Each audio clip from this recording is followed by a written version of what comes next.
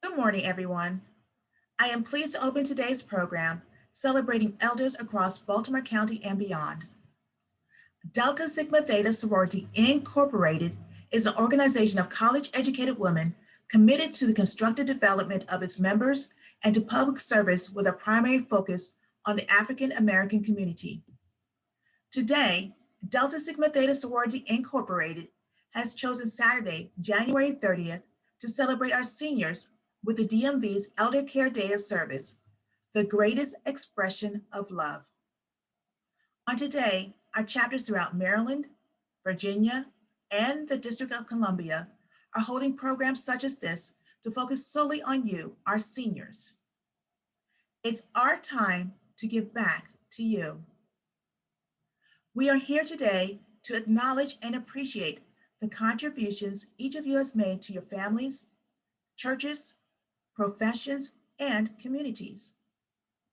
It is your legacy of service, commitment, and sacrifice which paved the way for so many of us to have a myriad of opportunities to explore our dreams. Those sacrifices are recognized today in our first Elder Care Day of Service. I wish to thank our collegiate chapter members and advisors, Mu Mu and Lambda Kappa, for their collaboration and support with this program. I also wish to extend a heartfelt thanks to the Day of Service Committee chairs and members for your unwavering labor of love for planning today's event. At this time, I ask that our distinguished guests, our seniors, sit back and enjoy the interactive activities we planned for you today. This is our time to pause and simply say, thank you. Now, it's my distinct pleasure to introduce our County Executive, Johnny Ozelski, Jr., affectionately known as Johnny O, who will bring greetings from our Baltimore County government. One good, great day of service. We know this past year has been hard in so many ways. We've been challenged like never before. And for so many, especially our older adults, it's hard to stay connected. Where there's a need in our communities, we know the Deltas will always be there to meet that need. That's why this all-day virtual event is the perfect way for our neighbors to get involved, get informed, and to stay active. So now I'd like to present a citation to you which reads in part, whereas we honor and show support for the elders of Baltimore County for their continued accomplishments, we owe elder citizens our thanks and a heartfelt salute. Whereas we can best demonstrate our gratitude and esteem by making sure our communities are well taken care of with safe places in which to live, and whereas we encourage environments in which our elders can participate to the fullest and find the encouragement, acceptance, assistance, and services they need to continue to lead lives of independence and dignity. Now, therefore, I, Johnny Olszewski, Baltimore County Executive, have the distinct honor of proclaiming January 30th, 2021 as Elder Day throughout Baltimore County, and urge all of our residents to honor and acknowledge elders for their contributions in our communities. Thanks to the Baltimore County Alumnae Delta Sigma Theta and for everyone here today for helping to make events like today's possible and for working with us to build a better Baltimore County together. I wish you all a wonderful, look good, feel great day of service. Thanks, everybody. Thank you, Johnny O, for those inspiring words. We also want to thank the Baltimore County government for its proclamation for this event.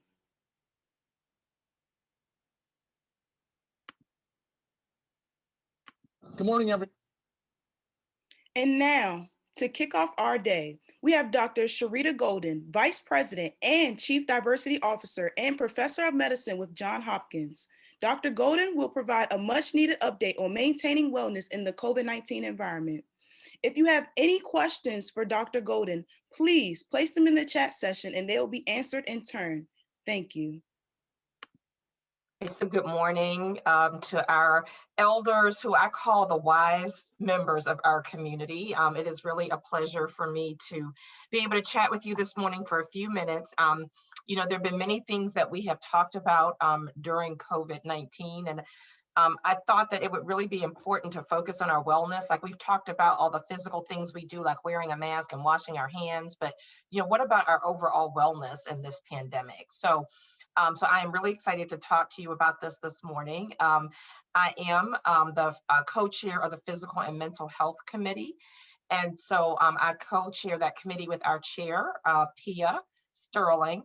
And so I really want to, I'm going to focus on the non-meditation focused things because she and I are partners in crime, if you will. And so she will focus on some other components of wellness right after I get finished. So I think it's really important for us to think about self-care. And particularly for the women who are on the call, we often are taking care of everyone else but ourselves, even during COVID. So, I want to share some really important concepts with you. And so one is maintaining your social connectedness. So we've had all of this physical and social distancing, and it may seem really difficult to do that, but there are a lot of things that you can do to maintain your connectedness. So one thing is, taking care to enjoy your home life. I mean, given that we're all stuck inside now, one of the things that you can think about is, learning to make some new healthy recipes, being creative with cooking. If you have others that you are in the house with, your spouse, a partner, or other family members, rediscovering those board games, rediscovering those 1,000-piece puzzles is a way to bring families together. And then also reading. I know that's been something for me that has really helped me a lot during the pandemic is reading books, however, you do them, but it's a way to maintain connectedness. You can even have a virtual book club. And then you all are clearly technology savvy because you came onto our Zoom. And so, doing FaceTime, Zoom, and Skype video chat with friends and family. And so I've been really impressed with how many of my friends who are, over the age of 65, they're like, oh, I'm sorry, honey, I got to go because I have my call with my family Zoom. And so that's another way to stay connected. The other area is really meditating on gratitude. And I think if it's anything the pandemic has taught us is what are the things large and small that we can be grateful for.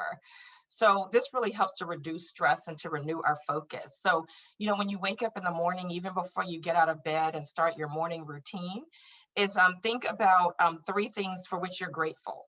And that will cause you to actually go about your day looking for things that are blessings that you can be grateful for.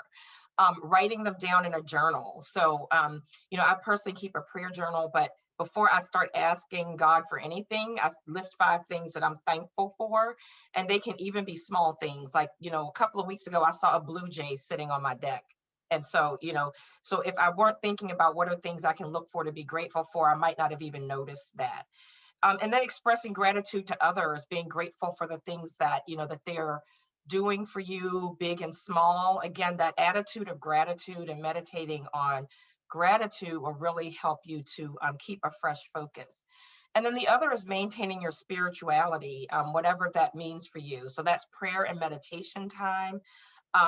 Attending online or teleconference services. So I know at my church, Clearview Baptist in Woodlawn, we have been telechurching, if you will, since March, because that is the safest way for us to do it. We have a lot of older members in our congregation.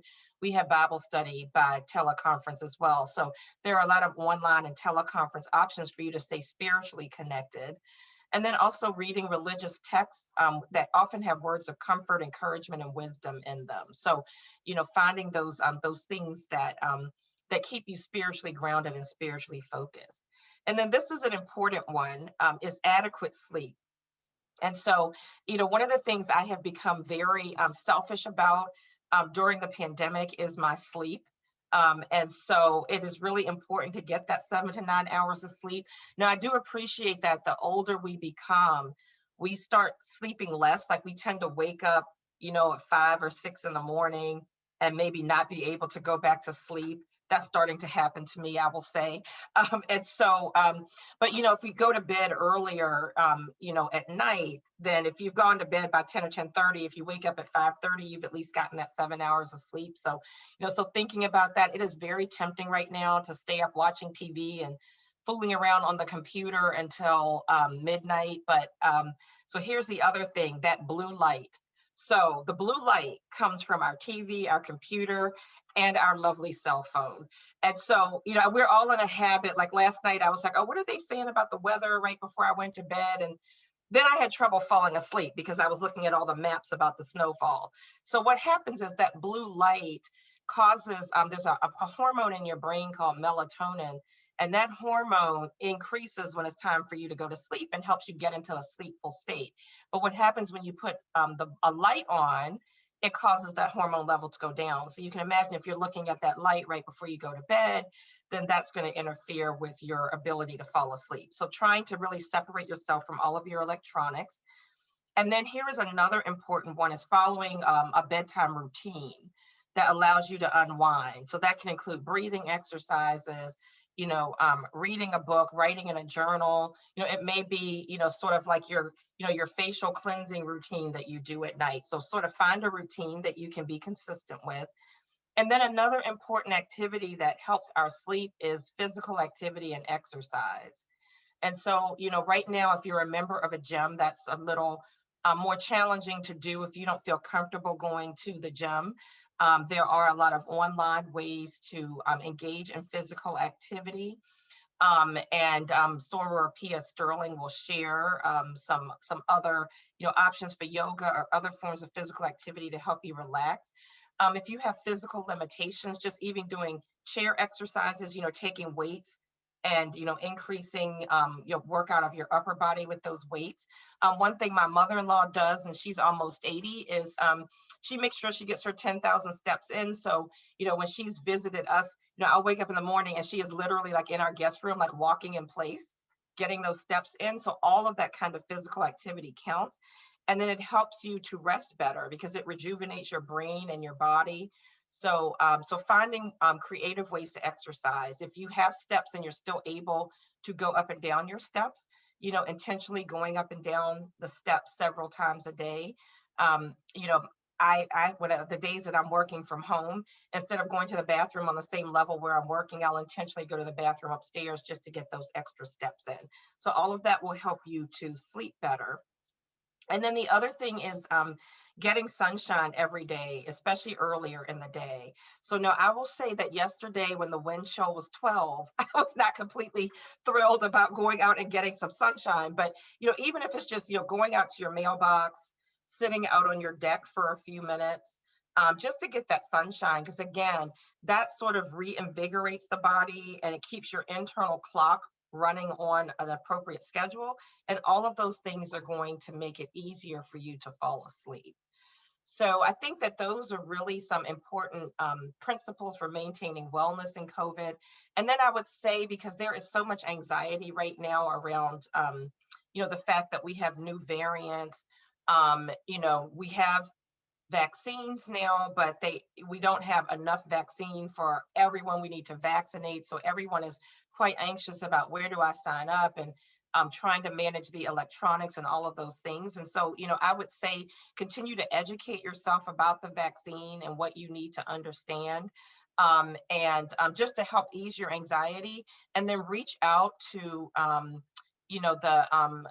collaborate with the younger members of your communities to help you to sign up, ask for help to sign up, and make sure that that there are those who are available that can help give you, a ride if you need to go where you need to go. So that's really something that I'm imploring those of us who are younger, if you consider 52 younger, I guess it still is. My parents are 85, so they still consider me young. But, but for someone like me, I can help people sign up or help them get to an appointment. So I think we all need to work together with you, our elders in the community, to make sure that we ease the anxiety, at least from all of the technical aspects right now of signing up for things. So, I would say reach out for help and ask when you need it to help access what you need to educate yourself about what's happening with COVID.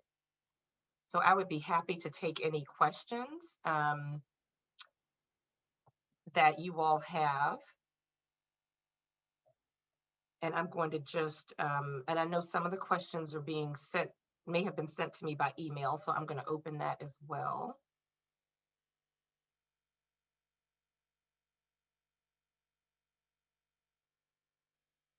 And I don't see any there yet, but if there are any questions you have, I'd be happy to answer them. For those who aren't familiar, the chat, if you look at the bottom of your screen, depending on what device you have, there is a button that says chat. If you click on that, you may use that to enter any questions you have or comments you have for Dr. Golden at this time. If you're not comfortable with using that feature, please just use the raise hand or raise your hand and turn your camera on and raise your hand so we can identify you if you have something you want to ask.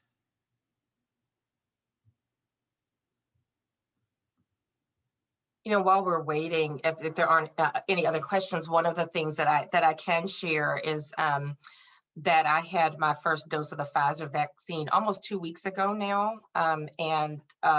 You know, other than some arm pain and fatigue the next day, you know, have felt fine. So I'm due to get my second dose in about 2 weeks. And one of the things that motivated me is that, so I'll show this picture. So my parents are 85. They should be on this Zoom, but we're still having some Zoom challenges with them. But that was part of my motivation because I wanted to make sure that I protected them. So sort of put your own oxygen on first, and then you can really care for those that you need. So, so I'm very engaged. They live independently, but I'm very engaged in their care. And so really want to protect them. And so have helped them navigate signing up for the vaccine and all of those things. So I think I see a question in the chat. Can you speak to the effect of not getting enough sunlight and how it can affect our mood? And I think, so thank you. That's a question from Sora Jacobs, and that's related to something called seasonal affective disorder. So some of you may notice that when the days get shorter and we're in the winter months, like after Christmas, like January, February, that you tend to have a more depressed mood. And so that is another reason to get the sunshine, because it does help to boost the mood. It helps to boost our ability to make vitamin D. And so those hormones are really important in helping us to maintain a more positive mood. So what you might notice with seasonal affective disorders, that when we're in the winter months, when the days are shorter, it's harder to get outside, and we tend to be less interactive because it's colder and we aren't having an opportunity to gather as much, that you might notice that you have a depressed mood, perhaps crying spells. You've lost interest in your normal activities that you love to do. So, you know, I'm someone that likes to do digital scrapbooks. So if I were to just have no interest in doing that, that would be an alert to my family that something's not quite right. You know, a decreased appetite or increased appetite, trouble sleeping, either trouble falling asleep or staying asleep, or sleeping too much. So these can all be signs that, you know, you have a depressed mood as something called seasonal affective disorder. And then once the weather changes around April or so, you know, you'll notice that some of that goes away. And again, it's because there's more exposure to that sunlight. So that's another good reason. So thank you, Sora Jacobs, for bringing that up. That's something important to recognize, and another reason to get out and get sunshine.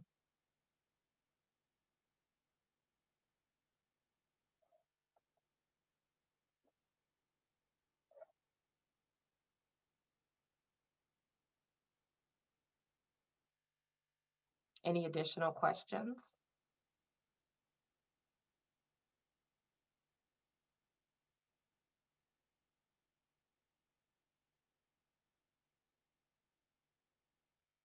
So I hope I've encouraged you all to really think about your own wellness and self-care during, you know, times that are challenging. But, you know, again, and this is something I have had to learn. I can't, I tend to not talk to people about things that I'm not having to do myself. So, you know, I just remind you to sort of put your own oxygen on to take care of yourself, and then you'll be able to take care of everyone else. So that's why our physical and mental health committee, in addition to talking about diseases, we also like to talk about the importance of wellness. So, so thank you for your time and attention, and I hope you enjoy the rest of your day. This concludes our session on maintaining wellness in a COVID-19 environment. Back to you, Robin. Thank you, Dr. Golden and Melissa, for the timely and critical information. Our time is over, but if you still have questions, please place them in the chat box and we'll provide a direct response to you. Also, there will be the survey posted in the chat box, so don't forget to fill that out. Now it is time for our first break. We will return in 15 minutes for a session of chair yoga. Please ensure you are wearing comfortable clothing and are seated in a secure chair. Do not use a chair with wheels. Thank you.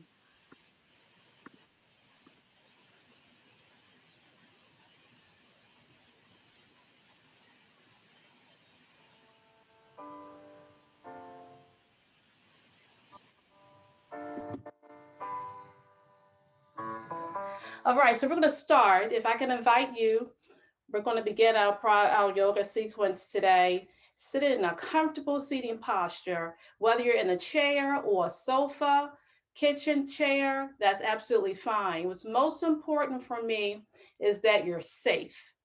So once you come into your seating posture, I'm going to ask you to place your feet firmly on the floor. If you have shoes on, I'll ask you to remove those shoes, particularly if there's a small heel in them.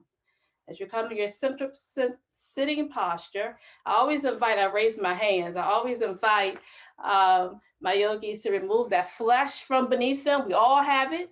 So I take my hands and I move that flesh from beneath my gluteus maximus to allow me to sit on my sit bones, to feel comfortable and grounded.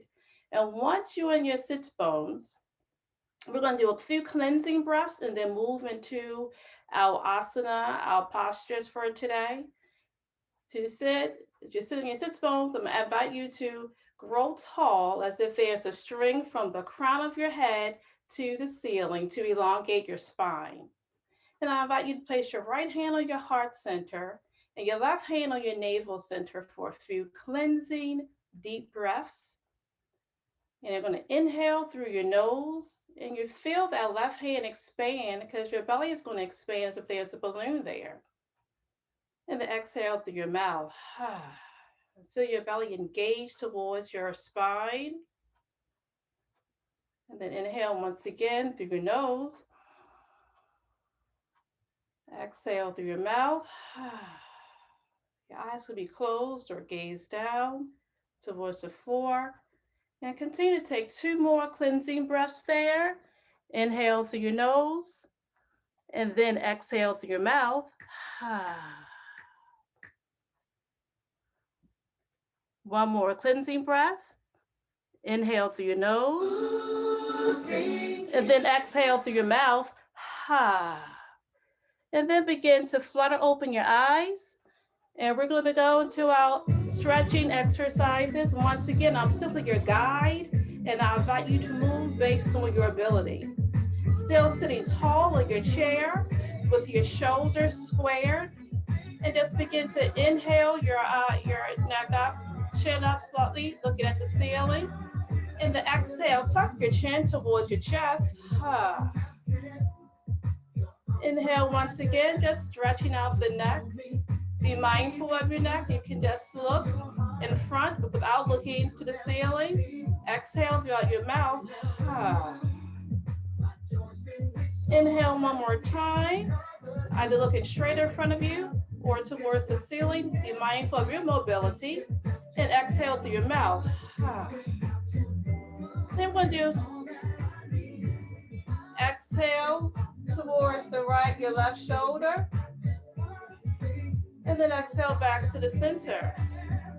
Inhale once again. Exhale towards the look at the left side, over your shoulder.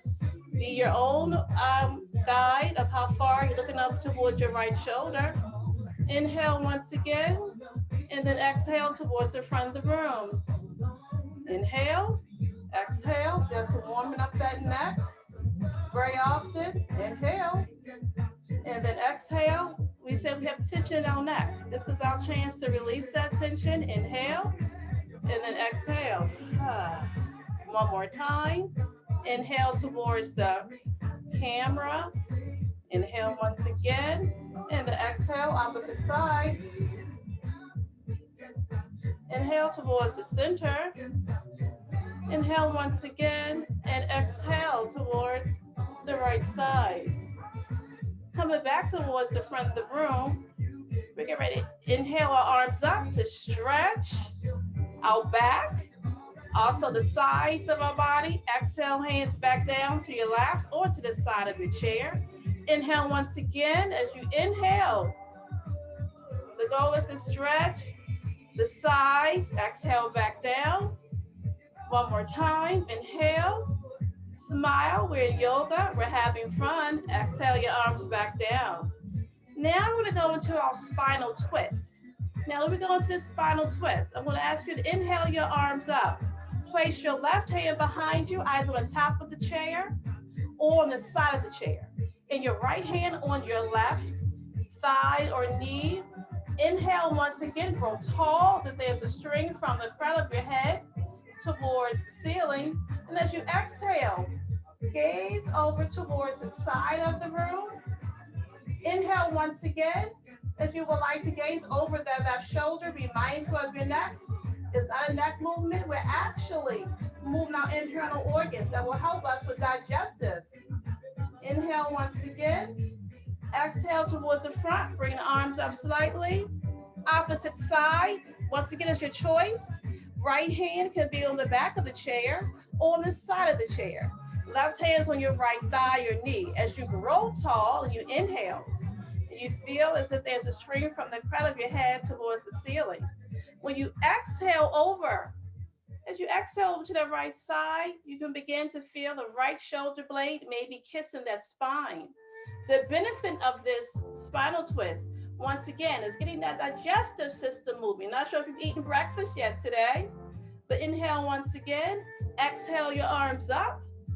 Opposite side, once again, if you'd like to go deeper, you can, to be mindful of your body. As you inhale once again, and you twist, the belly goes first, and then the heart center, and then the neck is along for the ride. Be mindful not to have pressure on your neck. Remain on this left side, inhale, and just see if you can just go a little deeper, as if you're wringing out a washcloth, letting all of that stress of the week leave your body. Inhale, arms up once again, and opposite side. As you go to the opposite side, once again, you grow tall, looking over towards the right side.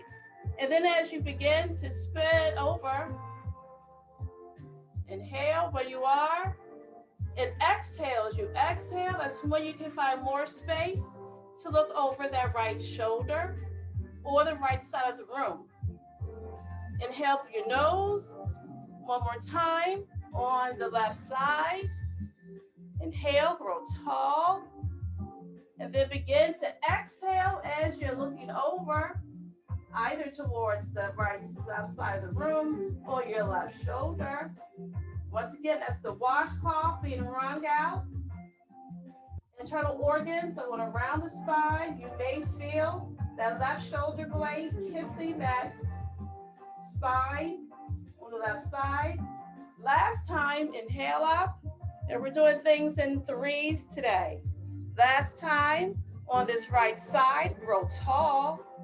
Once you've grown tall, and you inhale, you exhale out of your mouth, ha, and twist out on the left side.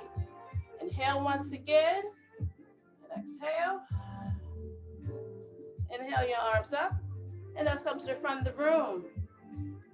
Let's begin going to our mountain posture that we say in yoga. In the mountain posture, we want to feel grounded with our feet firmly into the earth. What I'd like you to do with your feet ground in the earth, I invite you to lift all 10 of your toes. And as you lift all 10 of your toes, you begin to feel balance on the ball and the heel of each foot. And that's important because we're going to go into a movement where I want you to feel grounded in your seating posture. Begin to release those toes, however they may fall. They may fall 2 by 2. They all 5 each side may fall at one time. That's fine. I'm going to invite you to inhale your arms up and exhale, bring all that goodness and sweetness and blessings down to your heart center. Exhale your arms out, let the heart shine. Stretch your shoulders out, and then exhale your arms back down to your side.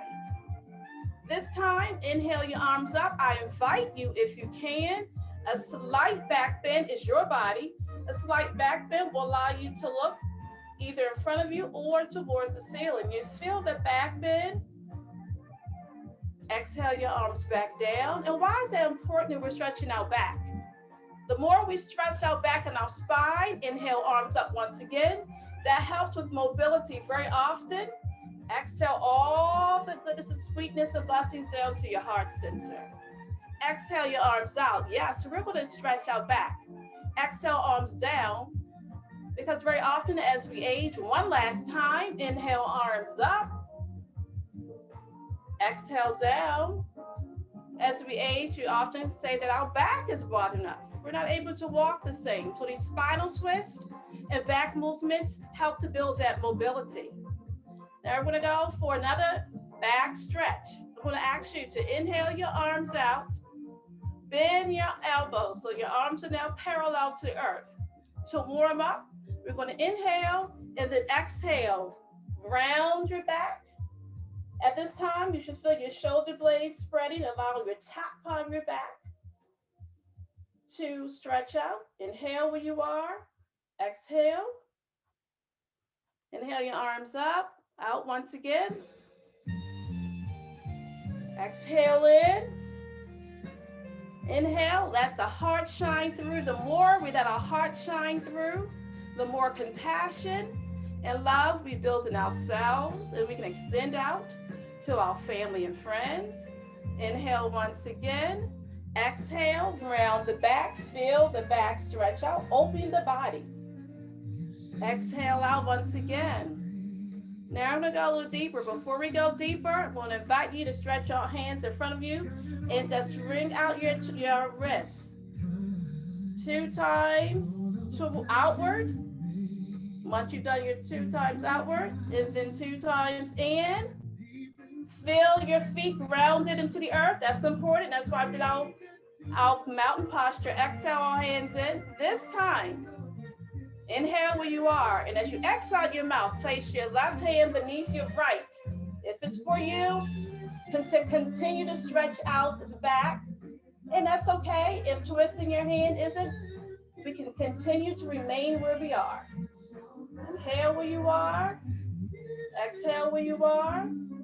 One more time. Exhale your arms out. The opposite hand this time will go on the bottom. The right arm goes underneath. The left arm goes on top. Inhale where you are. Feel the round of the back. Exhale. One more time where you are. Inhale. Feel the back round. Exhale out. Now bring your palms back down to your thighs. It's just my microphone. Now we're going to begin to stretch out the legs. I invite you to bring your left leg in front of you. With that left leg in front of you, the heel is on the earth. And inhale the left leg up as high as your comfort level. What I invite you to do is to look at that left quadricep. As we look at it, we have the mind-body connection. You can feel you're stretching that quadricep. Inhale it up for 2 breaths. Inhale. Exhale. I feel my quadricep. One more time. Inhale. Exhale. And then bring that left foot back down to the earth. Opposite side. Inhale the right leg up. Make the connection to that foot. Wherever you raise your foot, that's your edge. That's beautiful. Feel that quadricep begin to engage. Be mindful of your spine as well. Shiny, pretty. Inhale. Yes, beautiful. Exhale. Feel that engagement of that quad. Inhale once again. I'm smiling. I hope you're smiling. Exhale. Inhale once again. And then exhale that right foot back down. We're going to do that one more time. Inhale. The right leg up. The left leg could either be on the floor with your heel on the floor and the toes pointed up. If you would like to go a little deeper, inhale that left leg up to wherever your edge is. You know your body. I'm simply your guide this morning. As you inhale, posture is important. Spine is long. Crown, string from the crown of my head to the ceiling. 2 breaths. I feel that quadricep engage. And take a break at any time. Inhale. Exhale your mouth. One more time. Inhale. Exhale in your mouth. And bring that left foot back down to the earth. And we're going to go in. We have to be balanced. Inhale that right leg up. The heel could be on the floor. That's fine. Toes are pointed up. If you want to go in deeper, inhale that leg up to your edge. You may find the height of your leg may vary. That's how bodies are wonderfully made. Our left and right side are not the same. Inhale, exhale. 2 more breaths. Inhale, exhale. Inhale once again. Then I invite you to bring that right foot back down to the earth. As we begin to close out our yoga session, we're going to close out with our affirmation meditation. I invite you to place your right hand on your heart center, your left hand on your navel center. Be mindful once again. Grow tall as if there's a string from the crown of your head to the ceiling. And I invite you to close your eyes or to gaze down at the earth or the floor.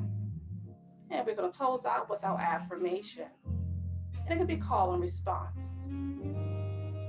I am at home in this universe. I am free to be me. I am enough. I remain in a state of grace and gratefulness. One more time. I am at home in this universe. I am free to be me. I am enough. I remain in a state of grace and gratefulness. 2 more breaths with your right hand on your heart center and your left hand on your navel center. And as you inhale, feel that belly grow large if there's a balloon there. And as you exhale in your mouth, the balloon begins to slowly deflate. Now I invite you to bring your left hand up to your right hand. 2 more breaths, eyes are closed.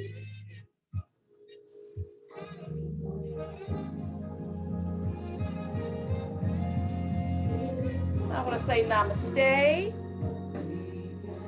The light in me sees the beautiful light in each one of you. I thank you for your time today for chair yoga. And I send you love, compassion, and grace as you continue to flow into today's program. Thank you.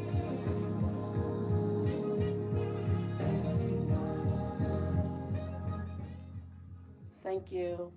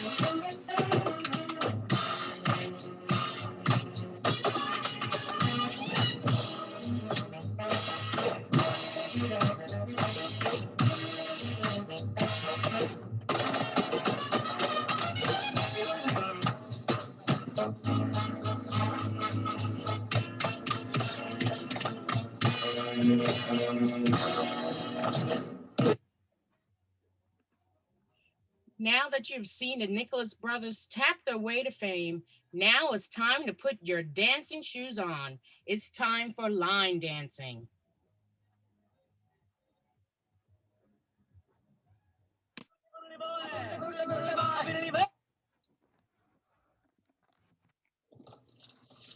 Hey everyone, I'll be teaching you the front view of the backyard sway, and so let's get started.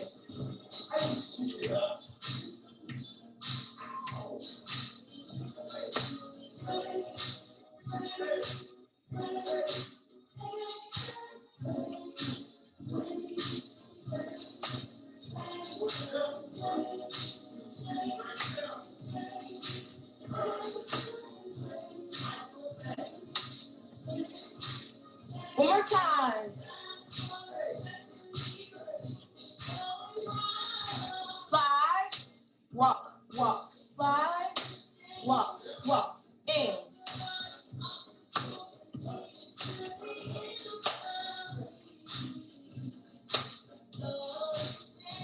And that's it.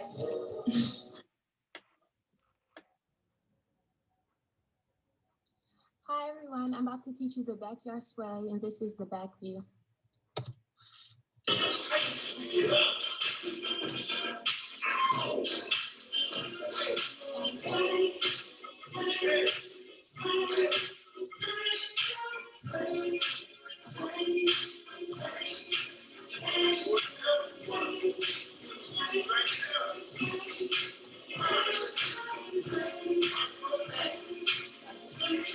One more time.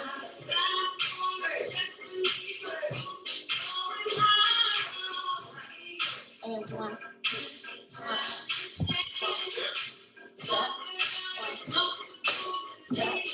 one, turn, back it up. And that's it.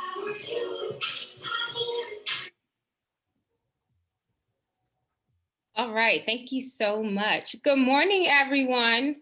I hope everyone is doing well this beautiful morning, and shout out to our shining seniors. I hope everyone is doing well in their right mind, and we are getting ready to dance. So if you are able, I would like everyone to please stand up, make some room.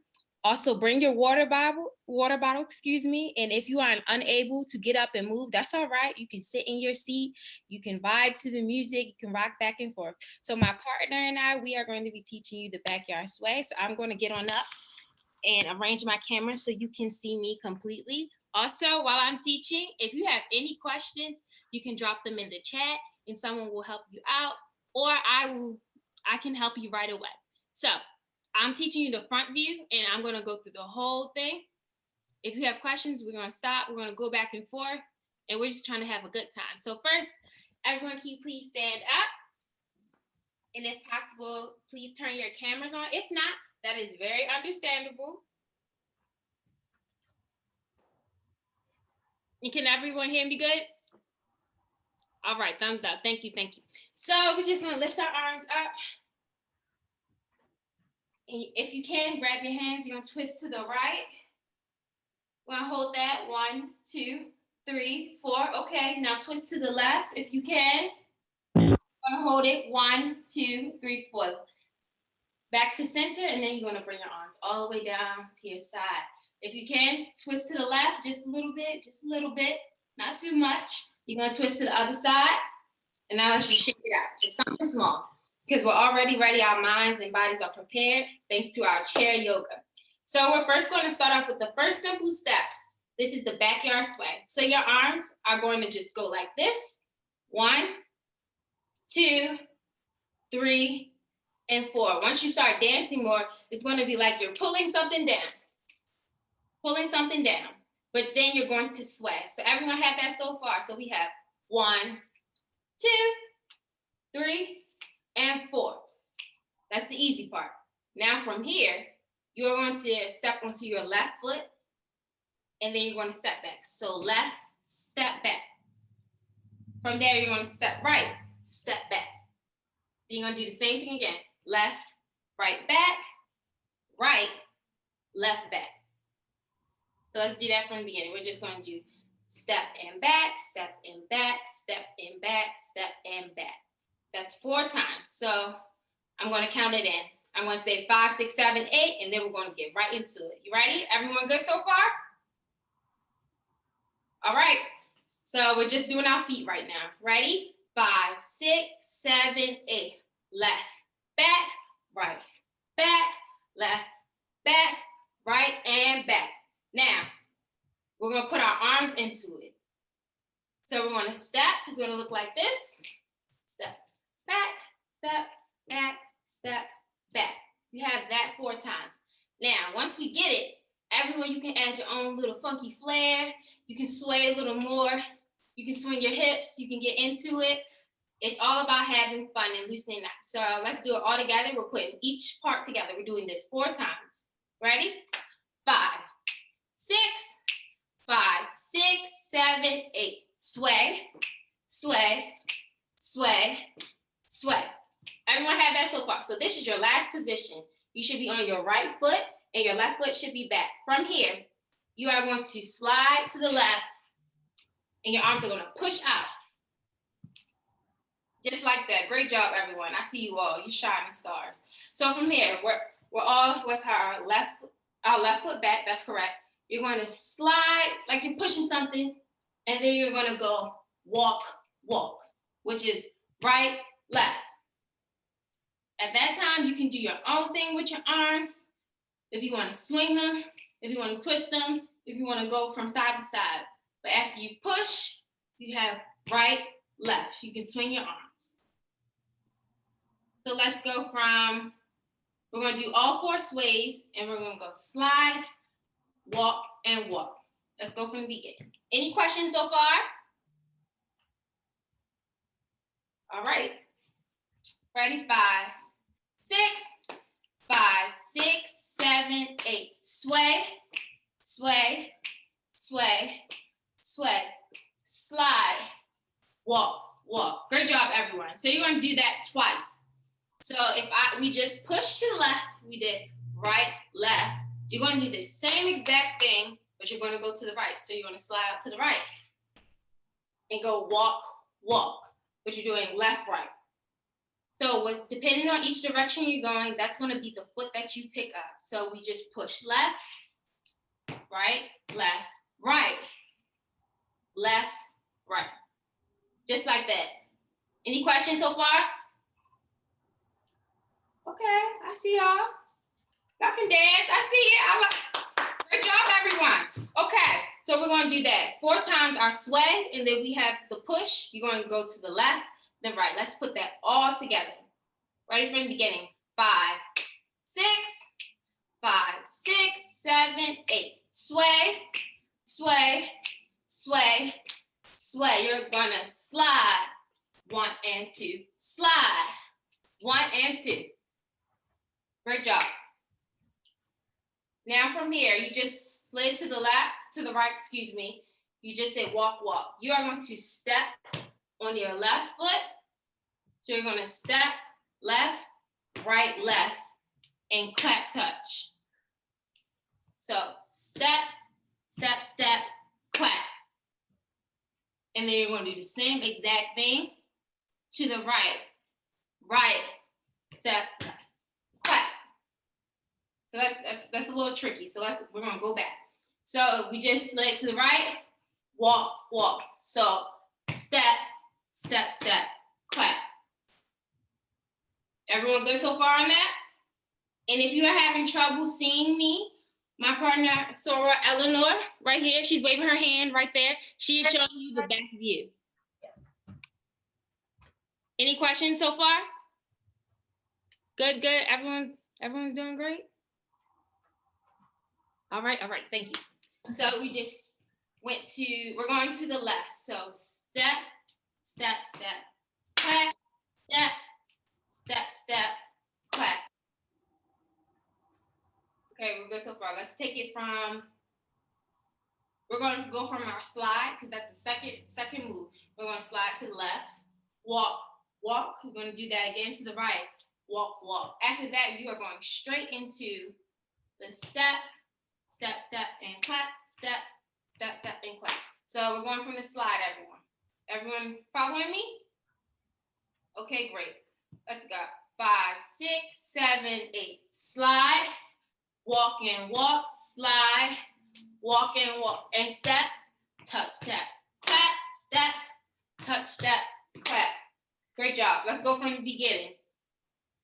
Everyone good? Let's go. 5, 6, 5, 6, 7, 8. Sway, sway, sway, sway, slide, walk and walk, slide, walk and walk, and step, touch, step, and clap, step, touch, step, and clap. All right, we almost finished, we almost there.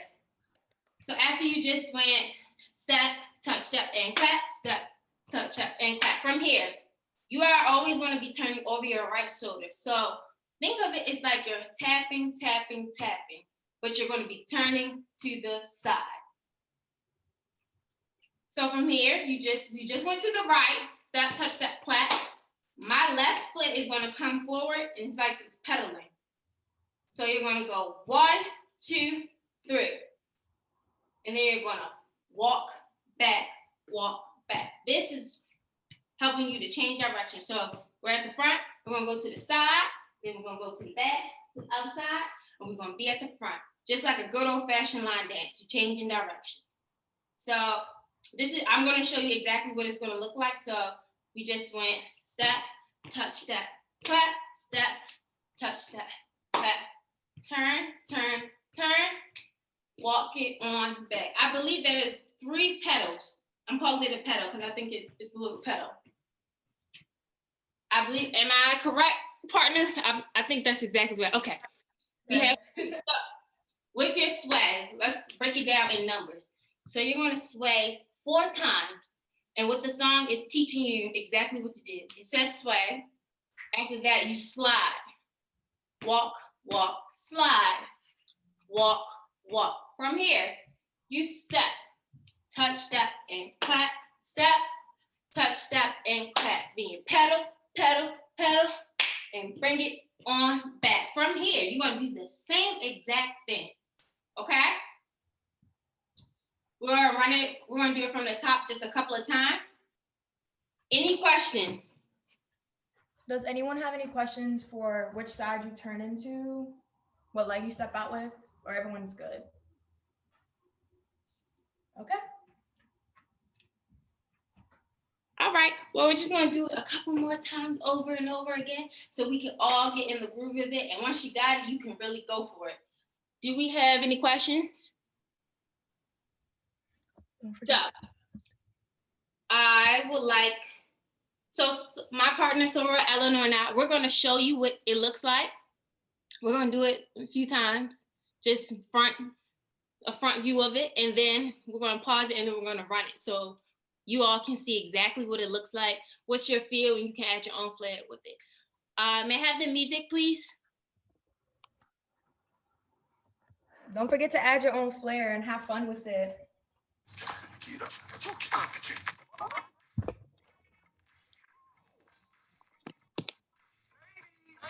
And gentlemen,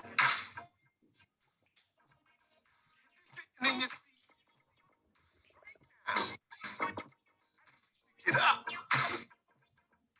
And 5, 6, 7, 8. 2.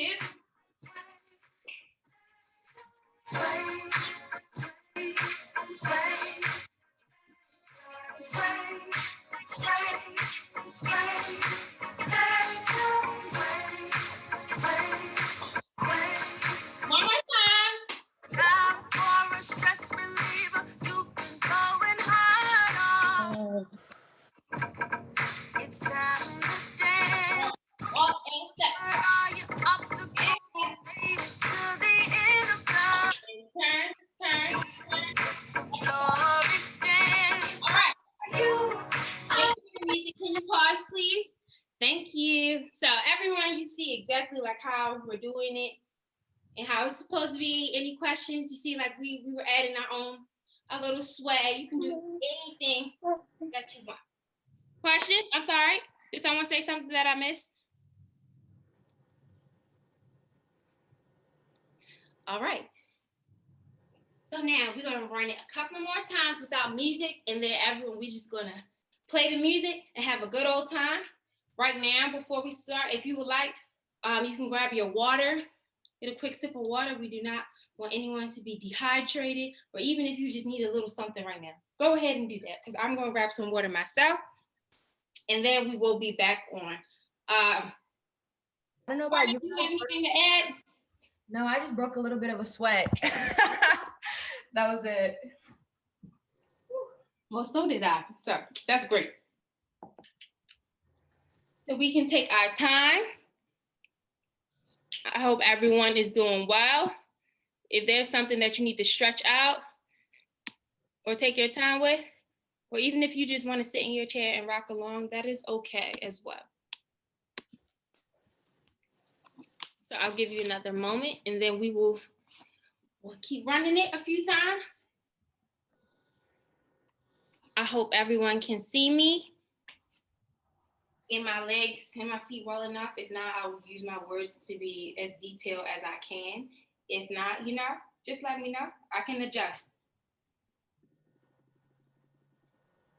So we're going to run it from the top. We're going to do it very slow so we can break it down all the way so everyone can have it. So remember in the beginning, the music is going to start. There's some time that's going to come in. We're going to count you in, Eleanor and I. And the words, again, they say sway, sway, sway, sway. So you're stepping on your left foot, sway, sway, sway, sway. Now, you don't have to do your arms like how I'm doing it. If you want to actually sway like this, that's all right. Dancer's choice, dancer's choice. Everyone's a dancer on here today. So from here, you just saying sway, sway, sway, sway. That's right. From here, slide out, step, step, out, step, and step. Everyone has that part down packed from where I can see. Great job, everyone. Step out on your left foot. Step, step, and clap. Step, step, step, and clap. As you can see, when I'm stepping, I'm using my shoulders. You can do that as well. I think that's really fun. Adds a little funkiness to it, you know. I know I'm new school, you know, but I can add a little flair. But all my seasoned seniors, I know that you are doing great and you're killing it from what I can see. So once you step out, step, step, and clap, step, step, step, and clap. Great job. From here, you have 1, 2, and 3. You're turning to the side. I know right now it may look as if I'm turning on a diagonal. You're gonna turn right to the side like it's a box. Everything is like a box, a square. You turn to the side. So here, 1, 2, 3. Then you back on up. And I believe that's another 3. So we have 4, 2, 2, 3, 3 with our movements. So if we're taking it from step, step, step, and clap, step, step, step, and clap. 1, 2, 3, and 1, 2, 3, and sway. You want to sway right away. It goes straight into it. Great job, everyone. I see y'all. Y'all doing a great job. So we're going to do it from the beginning twice without music, and then we're going to start running it with music, okay? Any questions?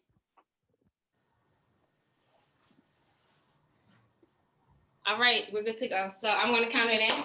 5, 6, 5, 6, 7, 8. Sway, sway, sway, sway.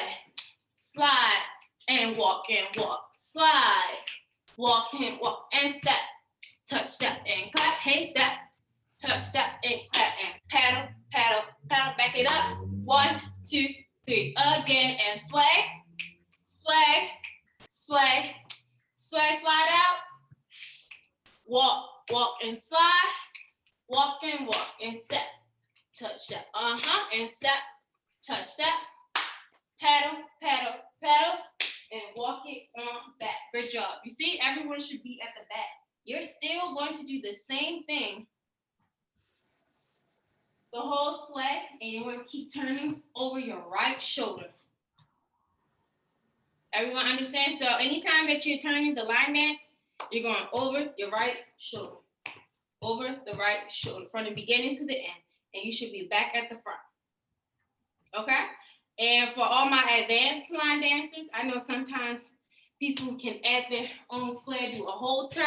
If you would like to do that, go ahead. It is not restricted. You can have your own thing going on and still having fun. All right? Are we good? Eleanor, is there anything you would like to add before we try a couple of times with music? No, I'm good. All right. Maybe please have the music from the beginning so we can join in and dance together. Let loose, everyone. I hope you're having fun. You know, if you need a drink of water before we start, go ahead. We're going to do this a couple of times, running through. the whole song. We're probably going to do it again. So just have fun with it, okay? May I please have the music, please? Okay. Ladies and gentlemen.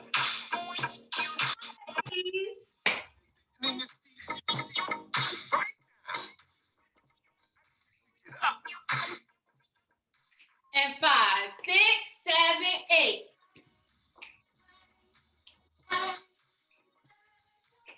Slide and walk and slide. Come on, step.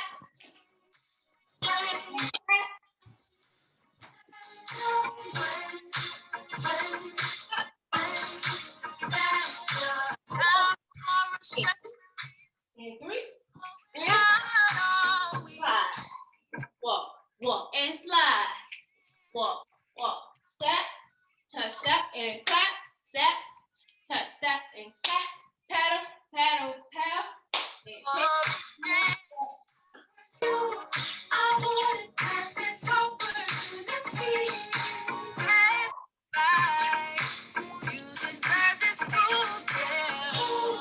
Come on and get out of your seat. Give it chance, explore and do the backyard. Sway, sway, sway, let it go. Sway, sway, sway, let it go. Sway, sway, sway, let it go. Sway.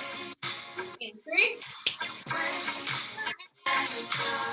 Positive vibes in the air tonight.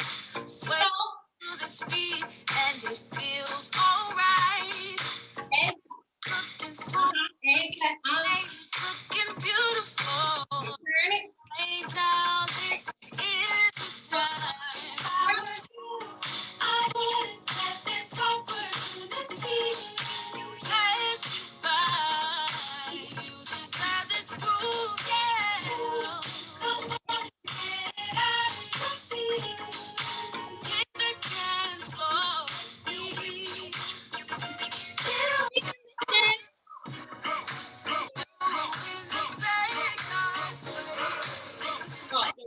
And say.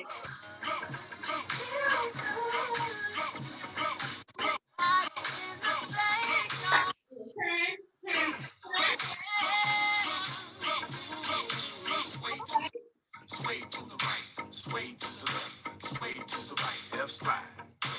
1, right slide. 1, 2, now step. 2, 3, right step. 2, 3, now turn.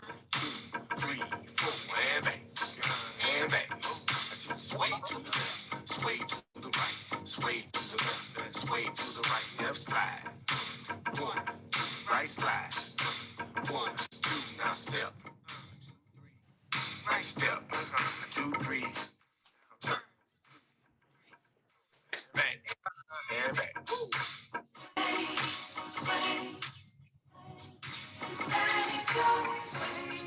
All right,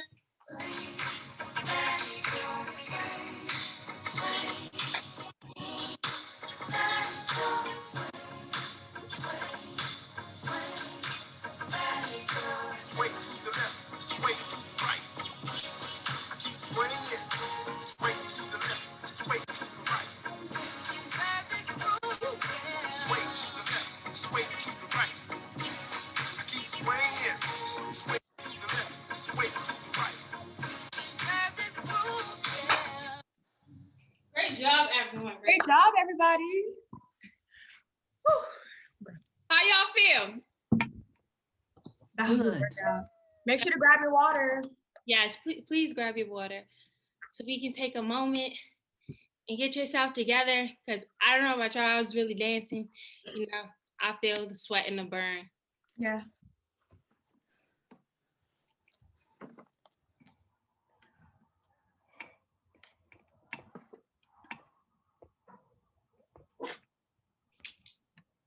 Well, I'm glad you had so much fun. So please take a moment and get your water. You know, now that we all have the dance moves down, You can take a couple moments to really get yourself together. If you need a towel or paper towel, to dab your forehead or, to get yourself together, that's all right as well. If you need to take a moment to sit down, you can do that as well, because we are going to do it one more time, just one more time. And then after that, you can sit down. You got your exercise for the day. Even if this go around, you don't want to do the dance, you want to sway in your seat, that's perfectly fine, but I'm just gonna give you a few moments, to get yourself together, so then we can get all of our exercise back in and also to have fun. Line dancing or any type of dancing is a great source of self-care, uplifting your spirits, and just getting some movement in, especially during the circumstances. So we want to make the best of our environment. So with any day that you just feel down, you can put the backyard sway on, or you can play any music and just dance to it, because music really does uplift your soul in anything that you do. Even if it's watching a dance video or you just want to come back and do this line dance, we highly recommend it and we hope that it uplifts everyone. So we're just going to give you a few more minutes, and then we're going to go ahead and get into our final backyard sway. So any moves that you need, let me know. And yes, there is a YouTube, great question. So the name of the video, it is called Backyard Sway. And we will put the link in the chat. It's actually a new line dance. A lot of people do not know that. It's not a part of the original line dances. And I recently learned it with my partner and I, and we thought it was something sweet, but also fun to do as well. And with this line dance, you can put it to other music. If you want to try something else, it goes perfectly with anything you want to do. Any throwback song, any old school song that you want, it goes great as well. But you just type in YouTube, the Backyard Sway. If you do not use YouTube, you can find it somewhere else. If you use Spotify or Pandora or Apple Music or whatever you like to use, you can just type it in, the Backyard Sway, and it'll come right up the song. And there's videos online that will teach you how to do the dance and more advanced steps if you would like to continue line dancing. Thank you. And also we do have our video that should be sent out to everyone that you guys can also refer to for the front and back views as well.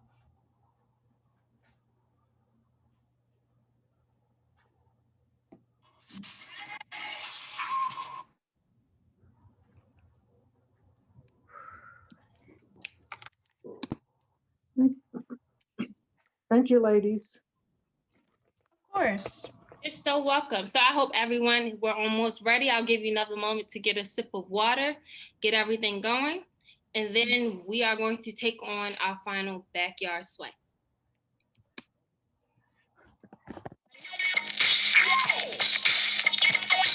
Ladies and gentlemen, if you're sitting in your seat, right now, I need you to get up.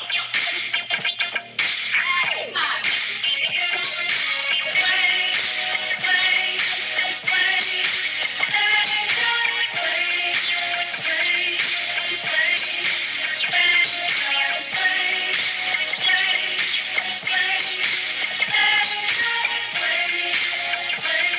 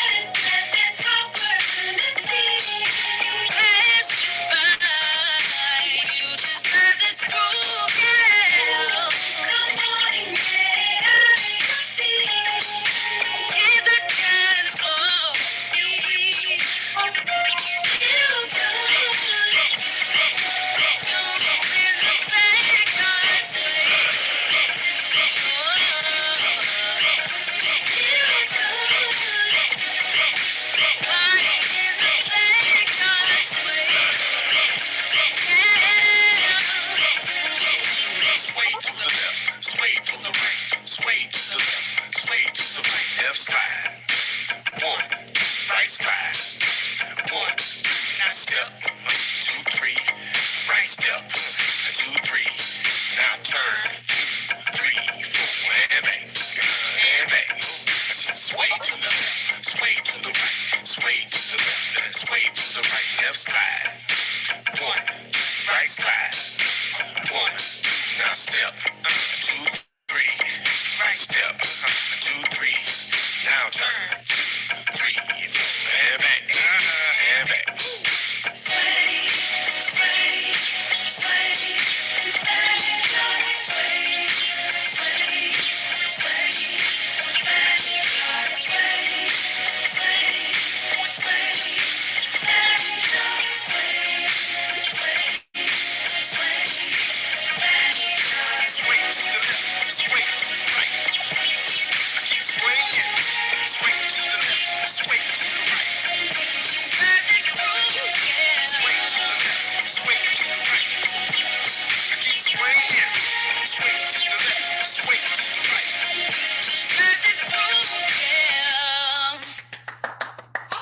Now that we've helped people customize and save with Liberty Mutual. Everybody.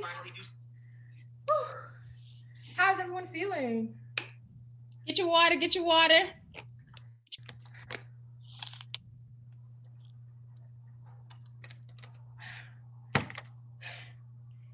Whew.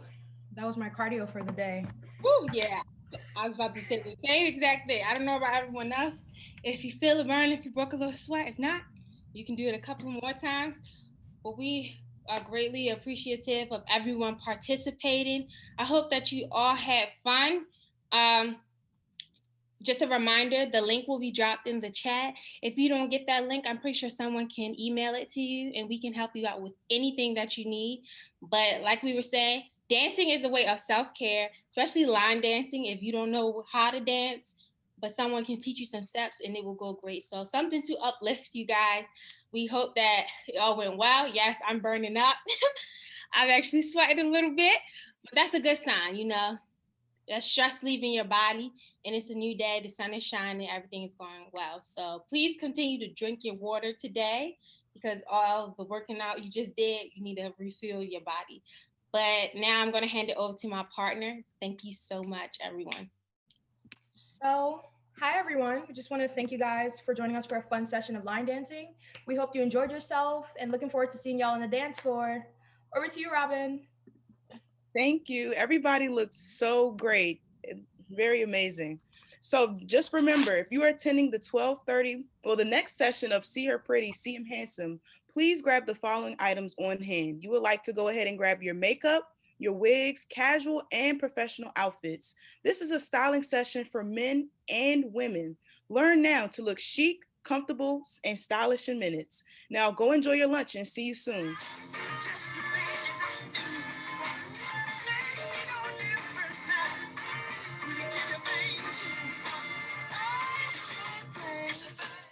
Welcome everyone to See Her Pretty, See His Handsome. I'm Christine Brooks Cropper. I am president of the DC Fashion Foundation. I'm also a member of BCAC, Delta Sigma Theta Sorority Incorporated, and I'm joined with my co-moderator, my soror Danielle Rose, and my LS. And if she wants to wave and just say hi to everyone, we're going to co-moderate this panel for you today. So, See Her Pretty, See His Handsome. So we're going to start with our hair. So a wig session that we're going to do. So I'm going to take my glasses off. And if you notice, you know, I woke up like this. Actually, I didn't. I put a bun piece in. I have no makeup on because I'm ready for you for the makeup session. But I put a bun piece on, which is really, really cool when you wake up and you really don't want to do your hair. Just pretty much brush it back, take a little balm and lay those edges down or anything that's fray or standing up, put a bun on, clip it on, you're good to go. You can also take ponytail, which is really, really cute, especially if you're just getting up and you have lounge wear or casual wear and you got to go to the grocery store or something, you can just throw that ponytail on and it looks really, really cute and chic. But what I'm going to do here is take this bun out. And then I'm going to show you pretty much how you should think about different hues, different cuts, different wigs to play up, to change your look. And so I'm going to start with what I normally do. I either have my hair corn rolled or I put it in a bun, and I put it in a really, really tight bun. Then I take a wig cap. And this is so that I don't mess up my edges or pull my hair out. It's to protect my hair. You can also, if you're using front lace wigs, you can use, I don't use glue because I pretty much don't keep the wig on that much. I just kind of take a bunch of them on and off. So you'll see my hair was in a bun. You saw how it looked with that. And it's all based on how you structure your face is too. So I'm really good with bangs. Like I love bangs. And I'm gonna get up in here. This has a little part. So sometimes I'll take it to the side. I'll put it behind my ears. And it's really, really cute. And I'm trying to see how to style it really quickly for you. But you see, this is a short one and it's fun and playful. And it looks good with my facial structure. You can also, when you start to see that you're getting a little weight in your face or so, you can maybe go a little longer to the neck, or you can also go really, really short, like a pixie cut, which looks really, really good too on a round face. So this is a brunette because I normally start with this, but then when I like to have fun, I go to color. So my color is red. People say, oh, you should put a blonde wig on because you're lighter skin. Blonde wigs actually wash me out. So I normally do dark brown, black, or red. And this is really, really fun. I see my LS eyes are like, what is going on? So pretty much put like a nice, I like the red. You like the red? It looks good. The red is fun. It's playful. It looks good on my skin tone. I can also take this and put it in a bun. And you could do like things like that with your wig. Just because you bought a wig a certain way, you can do certain things with it. And of course, you know, since we're doing this over Zoom, I don't really have my everything with me. But anyway, you can cock it to the side. And it looks really cute. But the curly is like when I'm really, really feeling playful and or if I want to do kind of a messy bun or something on top, then I get the curly one. But with the one that I really, really like, this is my go-to. You should always have your go-to. You know, town, if you want to just throw something on because you didn't do your hair, or just that go-to that really makes you like pop. So I love red, red, red. And of course, I should always love red. but I'm gonna put this straight, always looks good on me. Okay, let's see.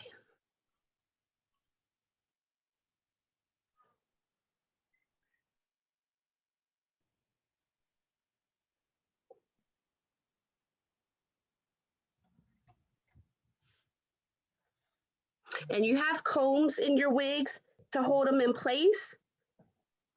You also can use the glue. I don't really use the glue because I feel like it kind of will take off my edges and everything. So I don't do that. I always put the wig cap on. And look how cute that is. Okay, I like that one. You like this one? That's the money wig. It is. And so even though you have a long wig, you can put it in a ponytail. Cute, cute, right? You could take pins and make it into a bun. However you want to do it. It's your hair, so you can do what you want to do. But make sure caring for your wig, and I'm going to put this back on, but I'm going to move on to, does my LS have any wigs in her closet? No. Okay, so I'm going to take this off because we're going to go to a makeup section, but I'm going to put it back on, show you the complete look at the end. But anyway, I'm going to take this one off. I'm going to leave my wig cap on. And I'm going to talk to you about those that have natural hair. So if I'm not wearing my wigs, I have curly hair. So pretty much I use Black-owned products. And I'm going to take this off because it's getting a little hot in here. Getting a little hot in here. I'm not a good singer, but anyway, a good dancer, but not a good singer. So when you have natural hair, I do a lot of wash and go. My hair is really, really curly. So I wash my hair with Miss Jessie's. Good for natural hair. So I use Soften Me Up. I use a Miss Jessie's shampoo, and then I use Soften Me Up, which detangles, good for natural hair, curly hair, doesn't matter what texture it is. And I leave this in while I'm showering. And then of course I rinse this out. I comb through to detangle, this is really, really good product. And you comb and it goes right through your hair. And then I put my multicultural curls in, which is Miss Jessie as well. And I just put that in, go like this, go like that. And then I spray on it's a 10, which is a really good product. And all of these you can get in CVS, Walgreens, Rite Aid, Giant, and so forth. It's a leave-in product that helps keep my curl, in place, my coils in place. And then of course, either olive oil, this is olive oil, or I'll take coconut oil, rub it in, do like that, so it has a nice shine. One thing I want to say to everyone that wears wigs, brush your wigs. Don't have them kinky, don't have them caked up. If it gets to that point, whether you have synthetic or human hair, if it gets to that point, throw it away and get another one. But you can comb and brush your wigs, as well as how you store them. I either put them back into the bag, and I have a little bin here on the floor. And I store my wigs and my hair accessories, kind of like beanies, caps, stuff like that down there in my bin. Now for my men for hair, pretty much if you have a bald head, then you need to use a Gillette, and this is just my recommendation for men that have bald heads. Use a Gillette razor that says skincare, so it's the actual razor, because most men may have, depending on the texture of their hair, how it's growing in, sensitive scalps, hair, so forth. So Gillette Skin Guard, it has a skincare or skin guard in it. You'll have a nice smooth bald head. The other thing is to then also, if you're shaving and you have any ingrown hairs, or your texture of your hair, it's used to, kind of getting an ingrown hair in there, there is a product that's a miracle product for men. And that is called Tend Skin. That's TEND Skin. It is the best product for men, for razor bumps, for when you shave your head, for waxing women. We can use that as well, because we get that, bikini wax and wax our legs and so forth. It really, really helps mainly with ingrown hair. So the other thing is, a lot of the products that I was talking about for men that have curly hair, or, some of our men have that good hair, and it's curly, go to your barber, have them shape you up, and then also too, you can use the same Black-owned Miss Jessie products as well if you have curly hair, because I have curly hair. So we're going to move on to makeup. You ready? Yes. Yay! Yes. So I already have my makeup done. I did not wake up like this. But this is just a casual face for me if I'm just going out like to work, or I just want to look a little bit dressed up. I would do this look, and this look consists of first and foremost a primer. You always want to prime your skin before, wash your face, and then prime your skin before you put makeup on. So I use all my products right now. I'm using our Fenty Beauty, but that's just me. You can use whatever product you want. Fenty Beauty. It was a Christmas gift. So yeah, so I used my primer first, and then I used a beauty blender, and I put on my foundation. This is the full coverage foundation. I really like it. And when you're using foundation, you always want to remember to get under your chin, your ears. Like, you don't want any part of your face a different color than your foundation. Right. Then I went into, I used a little bit of concealer. And if you don't want to take this step, you don't have to. I like to do it to just give my face a slight highlight. So I put concealer under my eyes, my chin, and right in the middle of my forehead. And I use the Beauty Blender to blend that in as well. And then I use a darker color. Let me see. This is what I would use to bronze my face. Okay. And I go around my cheekbones, my hairline, and my nose. Yeah, highlight.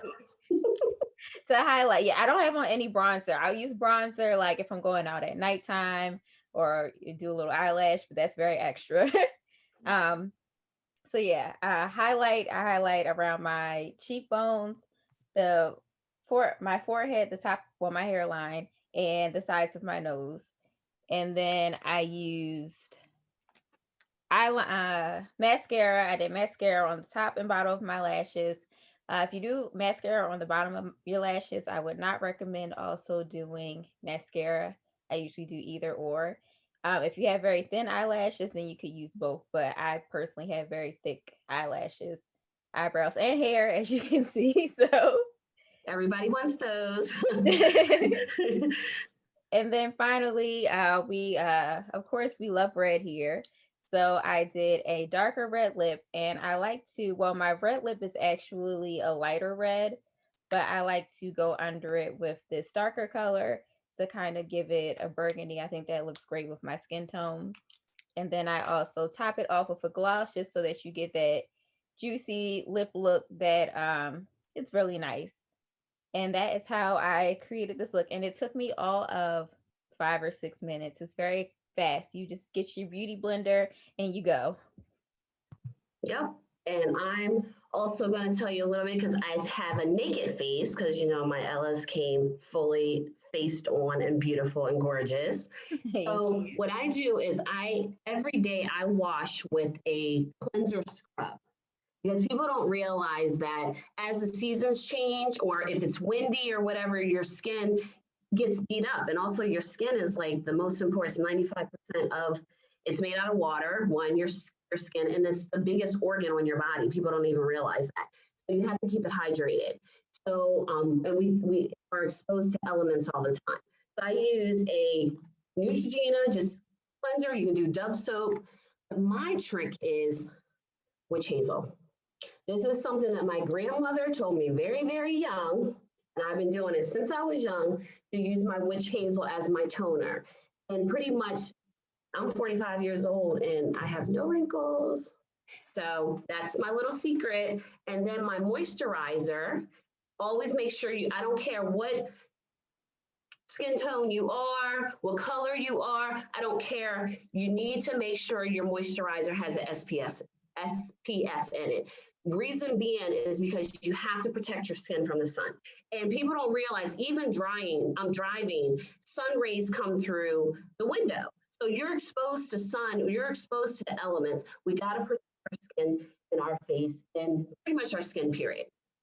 So let me do a quick face real quick for you. And so I don't put foundation on or any of that. However, if I have some dark circles, I may use a little bit of concealer, you know, under my dark circles. And I blot if I need it. Most times I don't use it. When I wake up in the morning, I cleanse my face. I use this Origins No Puffy. This has a cool roller. And if you have puffy eyes, which most do, if you have allergies and you wake up in the morning, your eyes are puffy, I use this, it cools it down. And it's a quick trick. It's a little tidbit. So what I do is because I don't use foundation and powder. I don't like feeling like makeup is caked on my face. So this is one of my designers in DC, because I'm president of DC Fashion Foundation. She has a highlighter called Wink and Pout by Kim Lee. She's actually Angela Bassett, who's our soror, makeup artist. She also did some work with our late and great and legendary soror that just passed away, Cicely Tyson. She does her makeup. So this is a highlighter. But what I start with is, just like my LS, I start with a bronzer. Bronze, I do not leave my cheekbones naked. I just don't. I do not leave the house without bronzer on my cheekbones. This is Lancome. I really like Chanel's bronzer too. You see how? Then, and I layer my cheeks. I layer my cheeks because I have high cheekbones and I like my cheekbones. This is when I then go to my highlighter. This is the Wink and Pout by Kim Lee, the makeup artist. And so I always go here, here, here.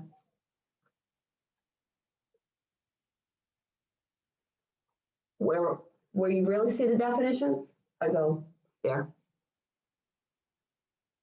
Another highlighter powder that's really good that I like, which my LS also mentioned, is Fenty Beauty. I love Trophy Wipe.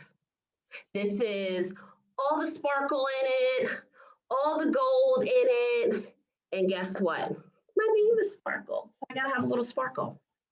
So the last thing that I do for my cheeks, if I need to, if I don't, I mean, sometimes I just go like this, then I'll take a little blush. That's if you want to give a little color to the apple. This is Chanel, and I don't have my cheek, my blush brush. It's somewhere around here. But anyway, you can also take your hand, your finger, and you just go on the ball of your cheek. Okay? And of course, use to blend. Okay? How it's already starting to change into something else. Then I go to my eyes. I don't know, some people kind of start with their eyes. I start with my cheeks because that's my asset. So as I said. But then I take a little eyeshadow. And you can get something at CVS, Walgreens, just a nice little colorful palette. And you can use a brush if you want to. A lot of people like to have all their brushes, but if you're doing it in 5 minutes, you can always use your finger and you just dab.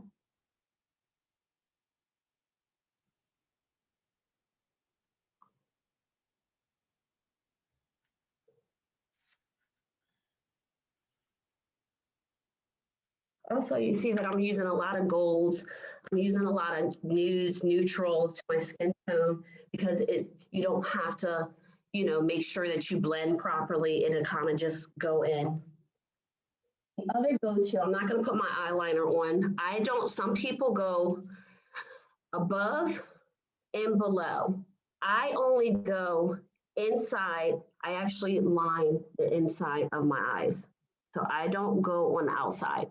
I line the inside because, and it depends how you want to do your eyeliner because it will change the shape of your eye. So of course, if you want a dramatic eye, then you're going to go a little heavy. You may actually do a little cat liner. And if you want to do the cat liner, I tell people don't do that with a pencil, do that with the liquid liner. If you want a cat eye and a dramatic eye. Then I am big on not leaving the house as well without my eyebrows being done. Because as you see, they were thicker when I was younger. As I'm getting older, they're starting to thin out right here in the corners. So therefore, I always have to do my eyebrows. Now, I did read somewhere that when they thin out in the corners, that's a sign that something may be going on with your thyroid. You may have to go get your thyroid checked and so forth. And that's what ended up happening to me. I have a sluggish, found out after I had my son, I have a sluggish thyroid. So that's a sign when your edge of your eyebrows are going thin, but the rest is still thick. That's a sign. So I never leave the house without doing my eyebrows. So I have here, which is called a brow fast sculpt. You can get this at CVS, Rite Aid, and it has the brush, and it also has some color to it, kind of like mascara, but it's not mascara for your eyelashes, it's mascara for your brows. So pretty much what I do is I put it on, but then I have to go and define my brows. I'm gonna need the mirror for this one.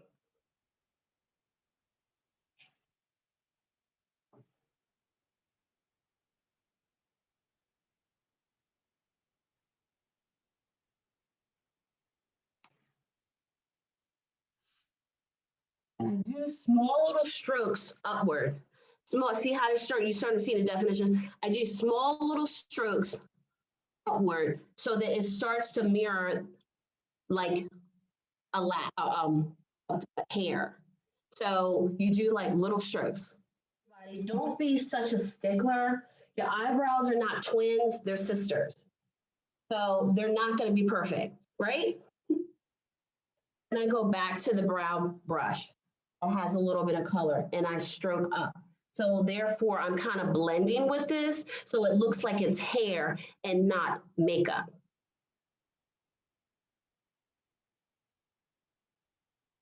And I brush upward.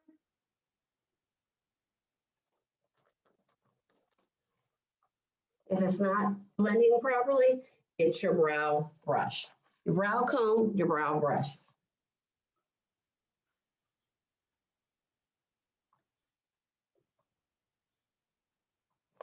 The other thing is, if you make a mistake while you're trying to do it, if it's too dark, if you need to take it off, if you messed up, you need to start over, the trick is a Q-tip and coconut oil. This you can, if you're doing your liner, you mess up on your lips. But if you go and it's too dark, you went too far down in your brow, you just take the Q-tip with the coconut oil, see how it takes it right off, and you can sculpt yourself. Okay. Then after I do my eyebrows, I end with a red lip. Always a red lip. A red lip looks good on anybody, any color, any undertone. Your undertone is either blue or like if you have orange undertones or blue undertones. And some people also have green undertones. And it depends on the type of red lip that you're going to have. So pretty much you're going to have either a red that has orange hues in it or red that has blue hues in it. I always get a red that has blue hues because I'm a lighter skin. I have blue, greenish kind of undertones. And how you can tell about that, if whatever your undertones are, you take a white piece of paper. Take a white piece of paper, you put your hand over it, and you see what color comes up on the paper. And you'll know what your hue is, what undertone of your skin you have. And that's also based on how you choose your makeup.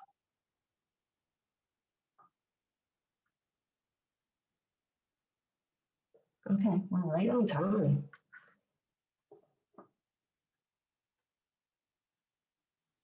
Okay. I always go like this. Then I take a liner and I line my lips. Some people line their lips before they put lipstick on. I line my lips afterwards because then it depends if I want a fuller lip, a fuller top, or how I want my lip defined. And this is NARS. This lip liner pencil is NARS, N-A-R-S. You can get that at Sephora. You can order it online. You can get it at Nordstrom's, Bloomingdale's, but it's NARS. A lot of the products that I'm using are Chanel, NARS, Bobbi Brown, but I also get some of my stuff like I showed you, my brow brush and my brow powder or mascara, your eyeshadow palette, Maybelline, CoverGirl, L'Oreal, at the drugstore, any drugstore, you'll have it. I'm gonna line my lips.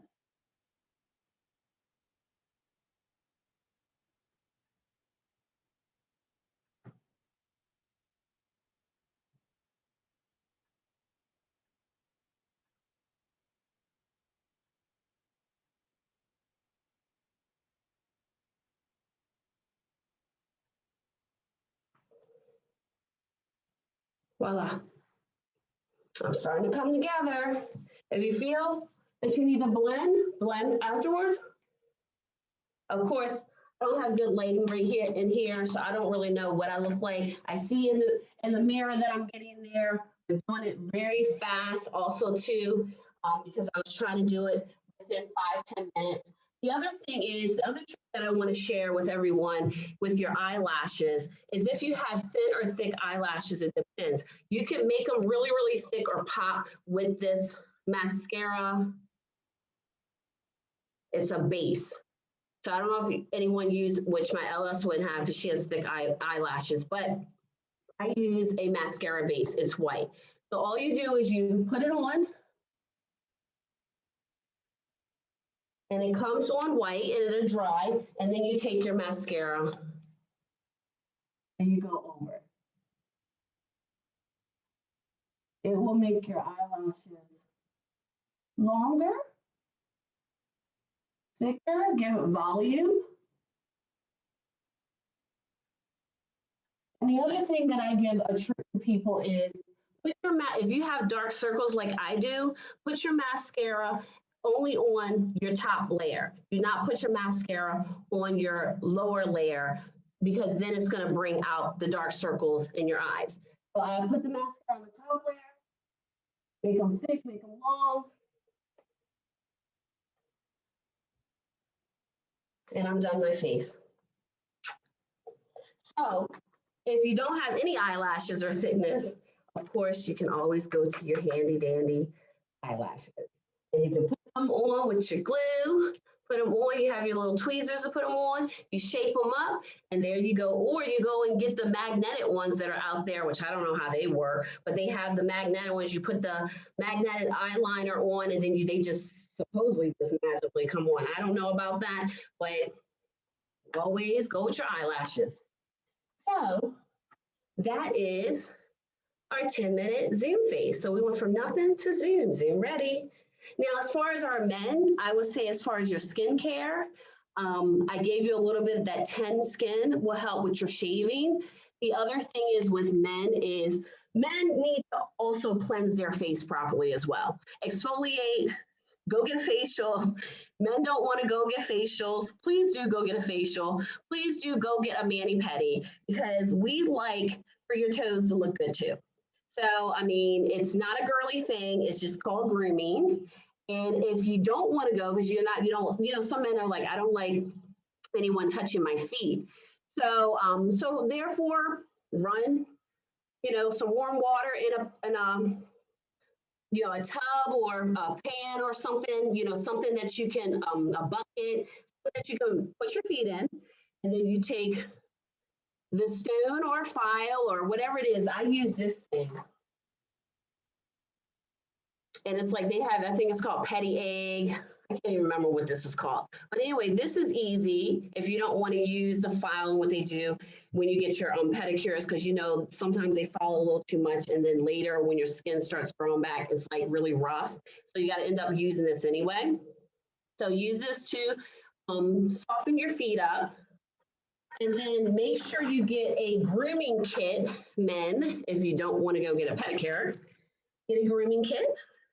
This will have pretty much where once you soak your feet, you got to push your cuticles back. You got to clean your cuticles.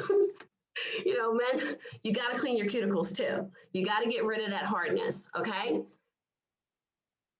Then you can, of course, cut your toenails to a nice size. Shape them with a file. And then if you want a little shine to them, use clear polish. We won't know. That'll give it a little shine.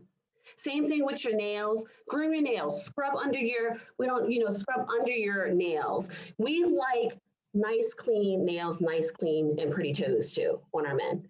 The other thing is with cleaning your face, the same thing. A nice cleanser, and I have a list of other products that I'm going to share with our men that's on, because I saw, I think, one male that joined us today. Thank you for joining us. So a few of the things that I want to share with my men as far as beard butter. I don't know, a lot of men are growing out their beards, they're growing them long. They now have different products called Manscaped. They have Beneath Your Mask. They have Bevel, which is a good product. That has the beard wash, the beard conditioner, and the beard butter that makes it smell good. It's pretty much like how we put our leave-in conditioner. It's the same thing for your beard and for it to smell good. The other thing is, men, we know you like your cigars. If you go and have your whiskey and your cigars at the end of the day or whatever, use a dry shampoo. Dry shampoo will take, and that's in CVS, that's in Walgreens, and so forth. You have, and I'll show you a can.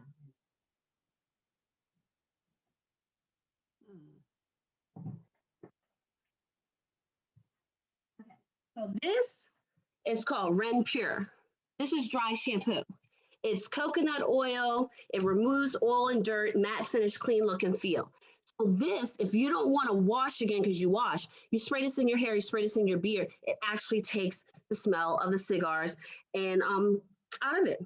So that's another little trick. So other products for my men, for cleansing your face, exfoliating your face, moisturizing your face, cleaning your beard, keeping your beard groomed, looking good. And we want our men to look good. We look good for you. We want you to look good for us.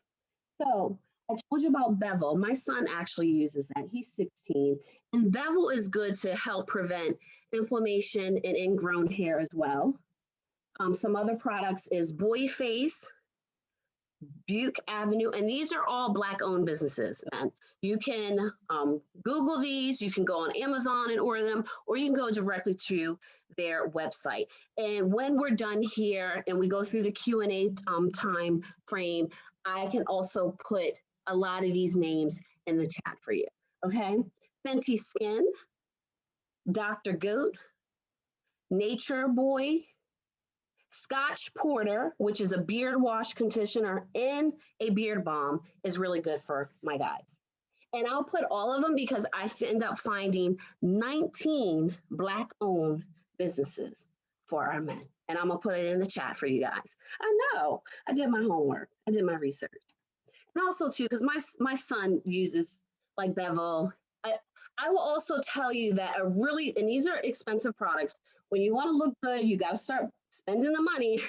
And that's what happens when, you want to buy that product, that expensive product. But one thing I will tell you, men, which I bought for my son, because he ended up getting Pharrell's Williams skincare line, which people don't know. I think it's called Human Race. It's really good for men and women. But on the cheaper end to care for your skin is Bulldog. It's right in CVS.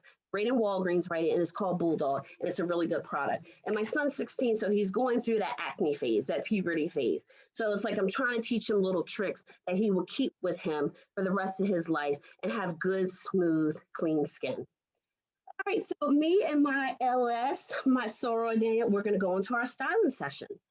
So this is where you get in your closet, where I'm at, and now it's time to have fun in your closet.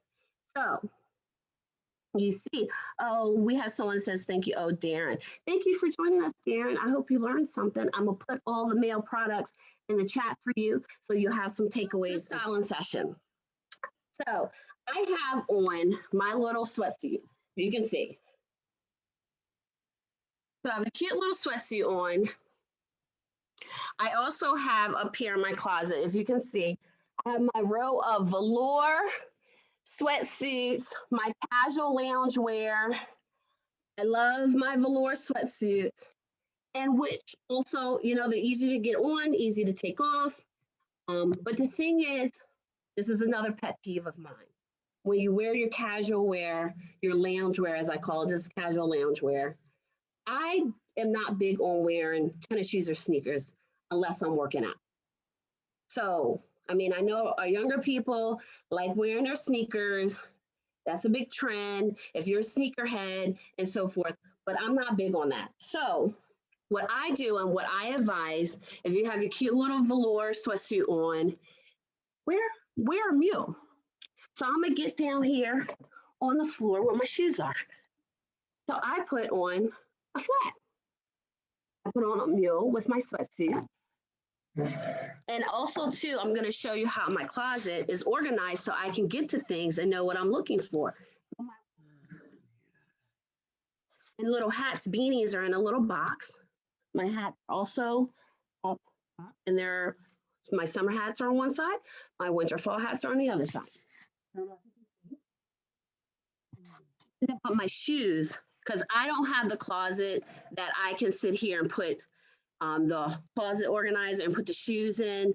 I did at one point put my shoes individually in a container and then take a picture and that go on top of the box. But now what I do is I have all my boots in one, all my shoes in another, all my parts in another. Steve, we can't hear you because you're too far away from the mic. I'm just showing you. So the other thing is with your loungewear that I do is a little ballet flag. Ballet, I call it a ballet slipper. This is my Michael Kors, and it looks really good on my loungewear. So therefore, I'm cute. I'm not looking like I'm getting ready to go run on the track, okay? So I go to the grocery store cute. The other thing is you can do when you have on your casual loungewear is you can throw on a little hat. That's really cute. That's cute, isn't it?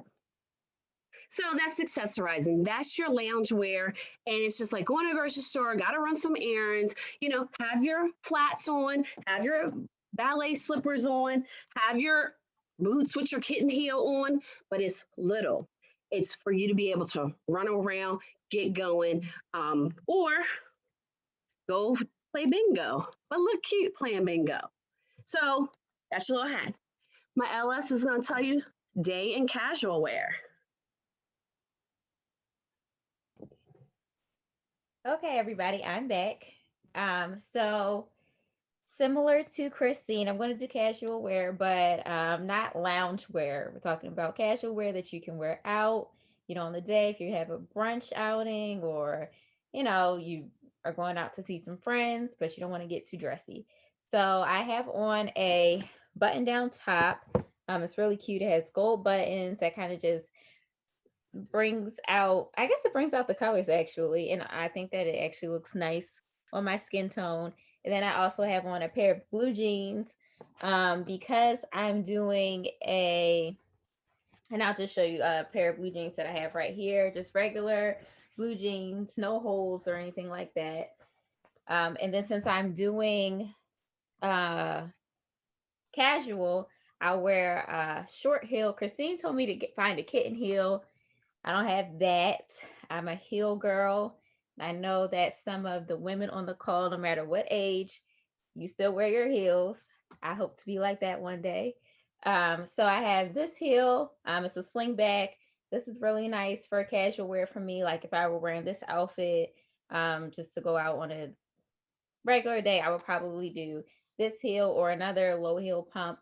Then I also have for the season, I have a boot. This is actually a very comfortable boot, even though it has a skinny heel. It's not a super high heel.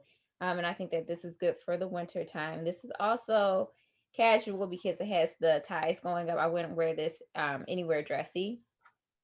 I also have a sweater for the season.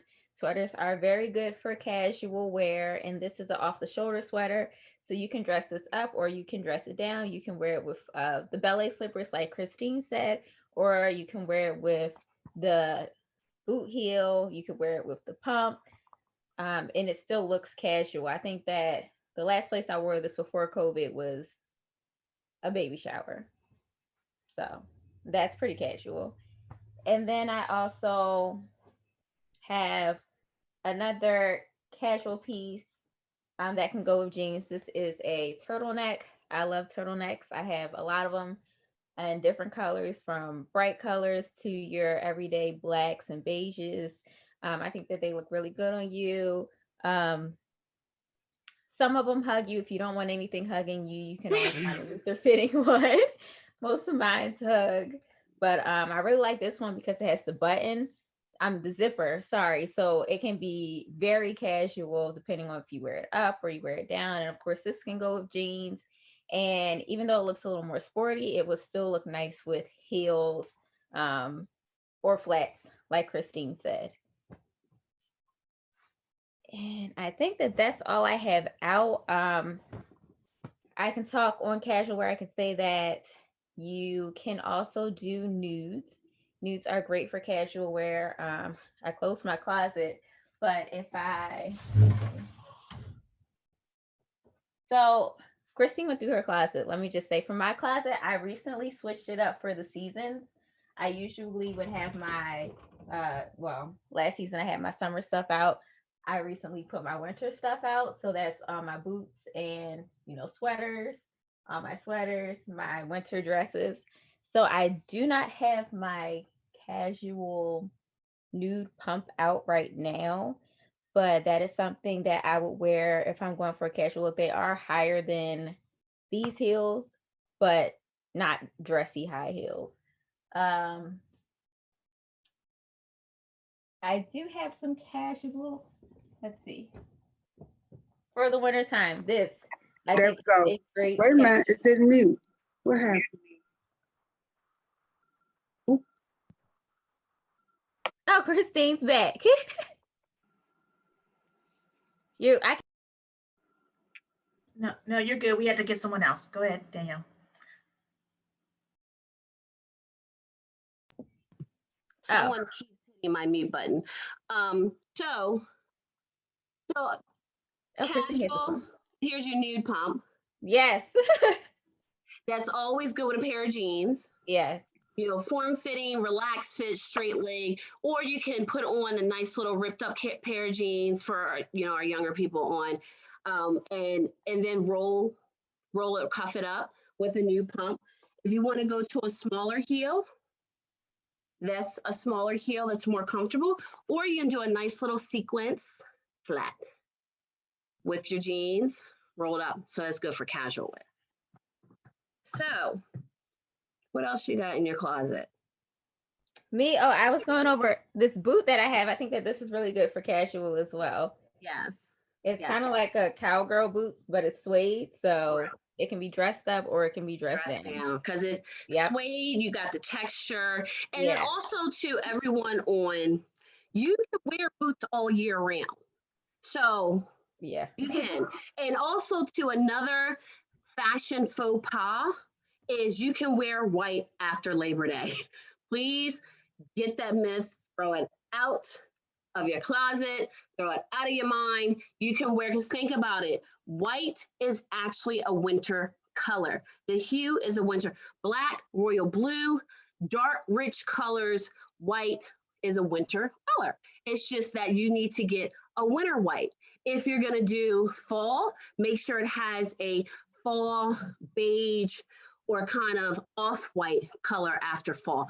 So pretty much your white hue is going to be pretty much similar to whatever the season is. So that is a huge faux pas. Throw it out of your mind, throw it out of your closet. You can wear white all year round. And white and black, people always want to wear black, which we're getting ready to go into evening wear real quick. If I had to change for you. Oh, just someone in the chat asked for a casual business for the office. Okay. And I just pulled out one of my favorite casual business pants, which are these blue pants. They're super duper light. Like you can eat a whole Thanksgiving ham and these pants will still look good on you. They have a bow tie. So you can cinch your waist. Yep, you can cinch your waist where it still looks good after the Thanksgiving ham. And then I like to mix with colors. So I think that blue looks great with yellow. Yes, it does. I'll probably just wear this yellow sweater with these and make sure that the yellow sweater is kind of over the bow so that you can still see the bow. And I think that is a great casual office look. It's comfortable and you can wear it with the nude pump. Yes. And then also business casual at work too. You can do, I love wearing, because pants for some reason, because your body structure, I don't wear a lot of pants. I'll wear jeans for like my casual day wear and I'll dress them up or fold them up or, cuff them up or something like that, wear the heel or so forth. But I really don't wear pants because my body structure and I have short legs. So I have more of a longer torso and I have shorter legs. So when I wear anything pants, I do what I call like leggings, or they're really form-fitting pants. And then I do all of either my bulkiness up top, not down below. So a business casual for the office, I'll take a pair of my textured pants. Got these from Nordstrom's. They're textured, they look like snakeskin. And they're cute. You can put them on with your kitten heel, with your flat, or with your heels for work. You can then take, which is another essential to have in your closet, is a white crisp shirt. Put that over, that can be tucked in a little bit on the side and the back, have a little bit hanging out, have a crisp white shirt, and then put a blazer over top of your white shirt, have the collar out, There you go, business casual for work. These are some of the essential things you should have in your closet anyway. You should always have some fur in your closet. A fur vest. If you're not into fur and you're scared that Peter's gonna throw some paint on you, then buy faux fur. But either way, a fur vest, a fur coat, whatever, because this is a vest, it can dress up anything and it can make your pair of jeans and your heels look fabulous. The other essential that you have to have in your closet is always have a blazer. Black, blue, gray. Always have a black, blue, gray. Why is that? Because anytime you gotta go on an interview, anytime you can dress it up, dress it down, but you should always have a blazer. A crisp white shirt is another essential to have in your closet. A good pair of jeans, which we talked about, and make sure your jeans fit you properly. Like, don't have them baggy. Men, don't have them hanging off your butt. Not cute. Have them fitting you. Women like tailored suits. Women like men. If you don't have a tailor, get a tailor. Your clothes, when you buy your clothes off the rack, everybody's body type is not the same. So, therefore, you have to have a good tailor. Some people can just take it to their neighborhood cleaners. If you have a great relationship with the seamstress that's in your cleaners, form that relationship, but have a good seamstress. But men, if you can, and you have a good tailor, because when you buy that suit or if you get that suit made, you want it tailored to a T. We like for your lines to look clean, and we like for the fit to be good. Okay, so that's my little tip for the men. Now, the other essential thing that you should have in your closet is a good belt. Why is that, women? Because our waistline are in different areas of our body. Some of our waistlines are high waistlines that could be under our breasts. Others could be pretty much right above their navel. And then some people have low waistlines that actually may be at their navel or a little below their navel. However, to create that small waistline, you can take a belt that can create a waistline for you. So did I give the 5 essential things that should be in your closet? I feel a good hat is always good. Christine. Yeah. So we only have 5 minutes left. So do you want to go into evening wear? Yeah. Well, you see, I changed. I know. Yeah. Let's see. So this is another essential: a little black dress. Everyone should have a little black dress in their closet. And for our younger people that are on, of course, you can go to the knee or a little above the knee, but try to always put your arm next to your leg. Wherever your hands, the tip of your fingertips stop, that is where your dress should not be shorter than that. That is the rule. So we don't want short. But for our older women, our more mature women, definitely right above the knee to the knee. If you're tall, you can go long. If you have hips, you want to do something more of an A-line. Women that have a little bit of curls, we can do a pencil skirt, but a pencil skirt looks really good on our thinner women. But if you have hips, you have curves, A-line skirt or A-line dress is good. The little black dress, of course. And I have my black heels on. If you don't have heels or you can't walk in heels, get a nice little kitten heel. Get a cute little jazzy sequence shoe. My complete look. So I got my red on, got my little black dress. I'll put my mules back on. I mean, I did have these heels on, but I was like, you can't see them anyway, but yeah. Cute. Then also to accessorize. Accessories. And put my pearls on. Put my pearls. Won't put my pearls, but I have my diamonds in. And then also, ladies, too, I tell everybody, you bought your jewelry, you treasure them. Why keep them in your jewelry box? If you want to wear your diamonds to the grocery store, wear your diamonds to the grocery store. Pull out your jewelry, accessorize. But what I want to end with, everyone, is your number one accessory is your smile. That's your best asset. Everyone, we're trying to answer everything in the chat, but if anyone has any, because we have 3 minutes left, anyone has any questions, you can raise your hand and we can answer them if you have any questions. Did we get to talk about the leggings and yoga pants? Oh, you talked about how you can dress those up with the larger top, right? Mm-hmm. Larger top and a flat. Mm-hmm. Wear a flat. I don't know. I'm just not a big fan of sneakers. And it depends on where you're from, whether you call it a tennis shoe or a sneaker. Right. But it's okay if you do it though. It's okay. Because I'm a sneaker fan. You know what? Let me say this. If you do sneakers, because you do have sneaker fans, get one that's textured.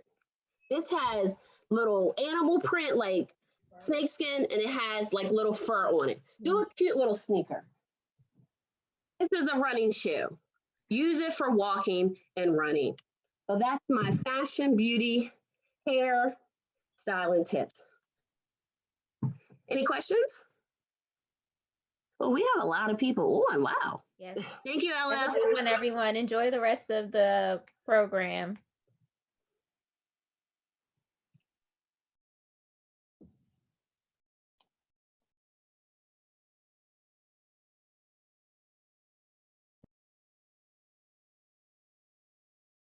Live in Mount Vernon, New York, or Mount Vernon, Pennsylvania, here in the studio or at home, wherever you may be, it's time now to play Bingo at Home.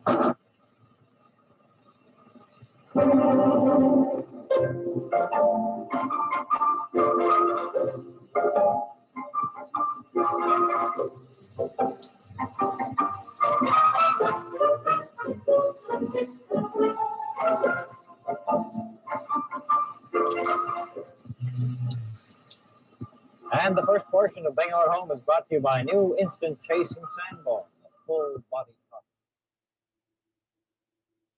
We may not have Monty Hall or be playing bingo, but we are ready for our game Kahoot. Hopefully you have downloaded the Kahoot. And here we go.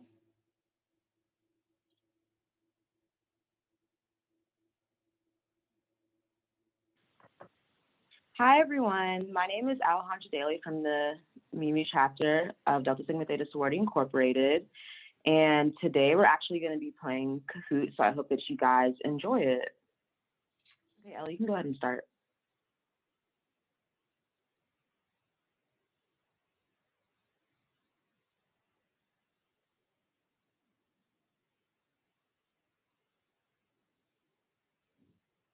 Who was the first African-American named Supreme Court Justice in 1967?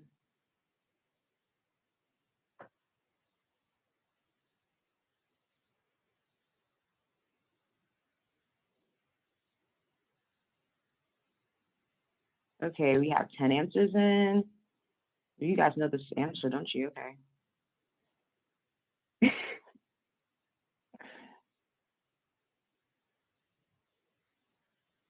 30 more seconds.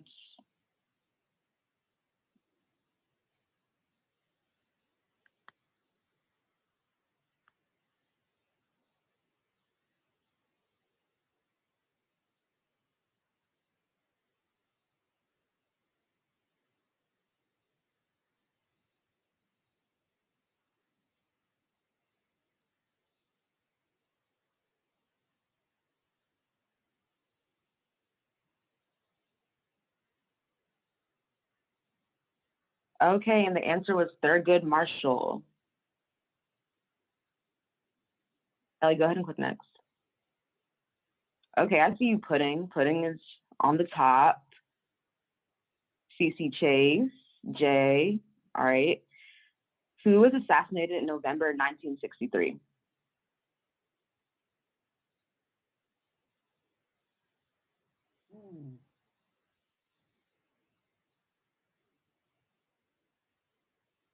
John was first, then Robert.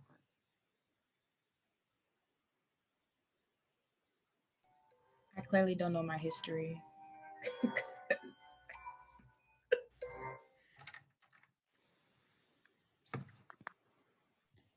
It's never too late to learn. She's just too young.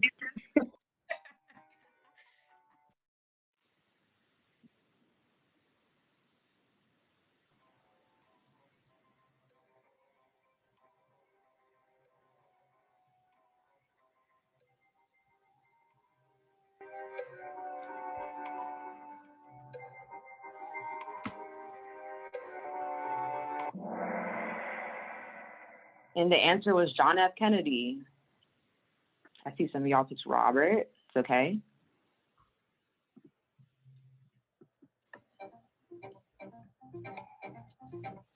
So in third place, we have Bill. Second place, we have C. Chase. And in first place, we have Bazinga.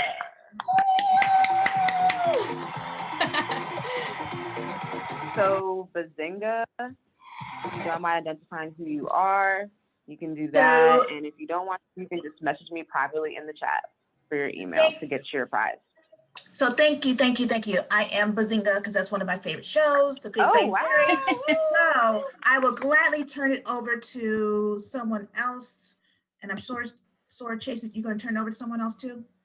Absolutely. So Phil, is that Angela? You going to give, okay. No, go ahead. No, go.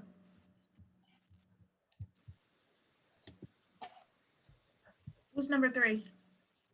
Phil. Oh, the person. No, who's number 3? Right. Phil's number 3. Don't be shy. You win a prize. Phyllis, how I pull it up? Phyllis. And that is all for our Kahoot and our game. So now we're going to move on for the rest of our events. And he don't do what you want him to. Love ain't nobody's angel child, and he won't pay any mind to you. One man gives me his diamond stud, and I won't give him a cigarette. One man treats me like I was mud, and all I got that man can get. That's love. That's love. That's love. That's love. Do you remember the talents of the gorgeous Dorothy Dandridge and the debonair Harry Belafonte? Guess what? Now it's time for you to share your talents on a silver screen showcase. Michelle, take it away. Good afternoon. My name is Michelle Gross, and I am here to say welcome back. Well, it's time to showcase our seniors.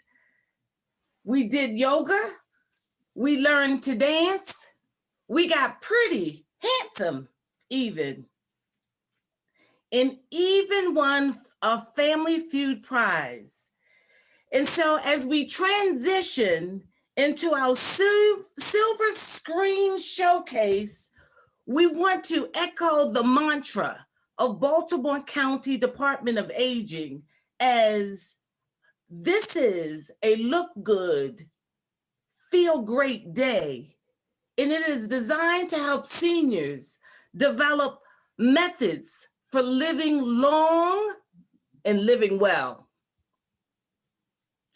So today we'll have the opportunity to see them in their crafts, varied forms of talent in music, in musicianship, in artistry, in storytelling, and other gifts that our seniors possess. So without further ado, we introduce to you the following artists who will come and perform continuously. Some may unmute, others will activate their videos, and at times we may even show a photo or two. As we transition to the close of our day, we will give the thumbs up to let us know or to let our talent know that we hear them. And sometimes just a smiling face, a word of encouragement.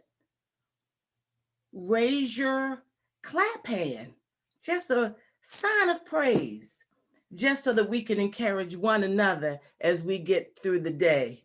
So first we will have a graduate from Morgan State University, a retiree from Morgan State University, the former director of the physical therapy program at the Morgan State University, the director of music programs throughout Maryland, including the Glee Club, the Choral Clubs, the Highlanders, and certainly in her church, none other than our own Janice Bowie.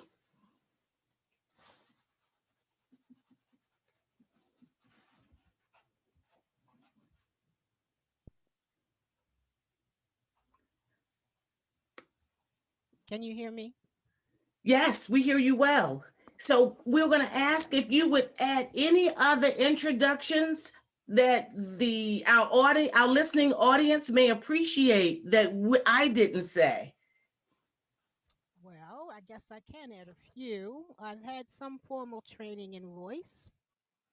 I've led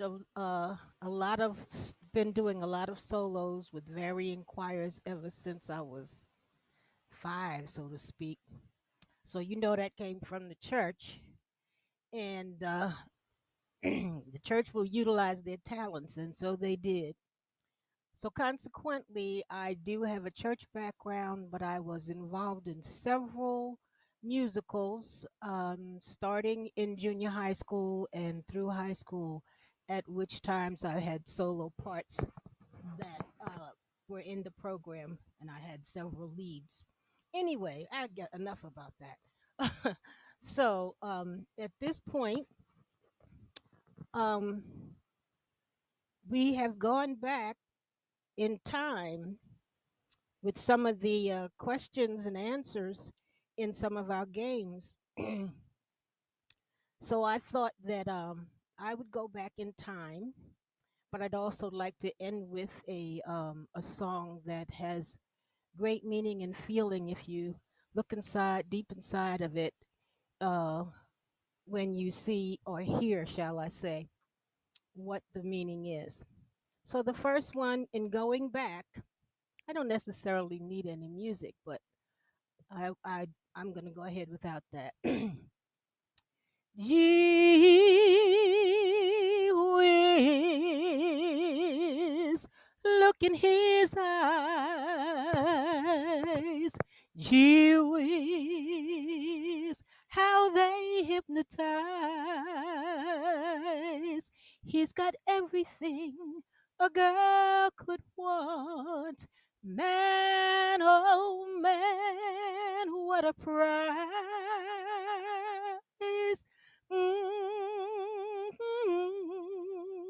Gee whiz, he's all the joy.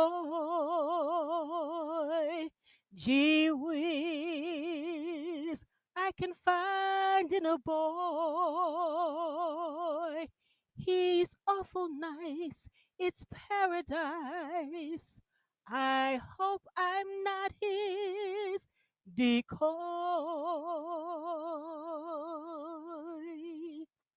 Heaven up above knows how much I love that fella so. Angels see all the joy I can bring. I hope our love will grow and grow. Oh, gee whiz, I love that guy. Gee whiz, my, oh my. There are things we could do. I could say I love you, but all I can say is gee whiz.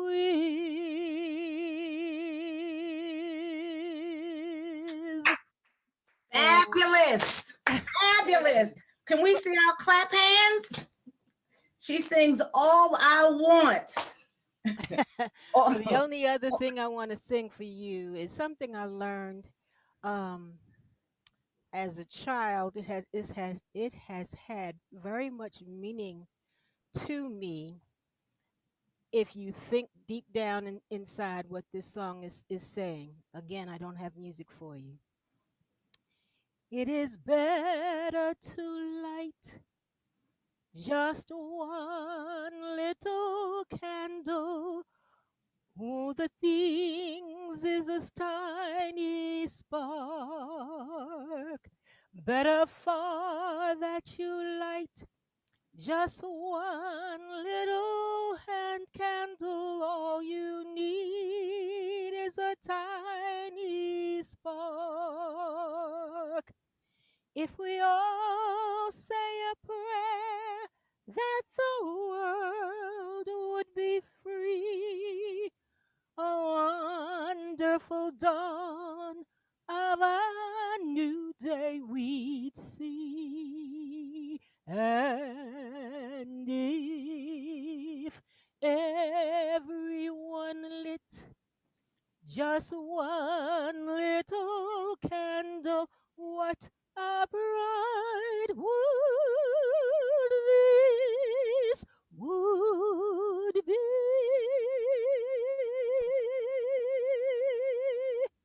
Now you can see how that applies to the times of the day. Thank you ever so much. Delightful. As we transition into our second artist of the day, our second singer for the day, our male senior for the day, and that's none other than retired engineer, Mr. Jeff Collins, who will sing us happy. He served as an engineer at the Bettis Atomic Power Laboratory. He is the music commissioner for the oldest Black church in Western Pittsburgh. He is the director of the male chorus and well known in the Pittsburgh area and beyond, because I've heard him sing at weddings and other places, the Smokey Robinson of gospel music, Mr. Jeff Collins, the husband of pharmacist Maxine Collins.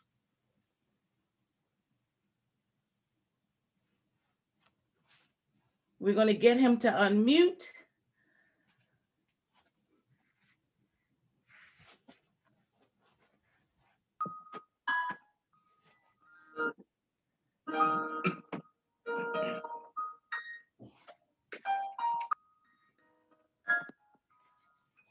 Hello, everyone. I'm going to do one spiritual for you and one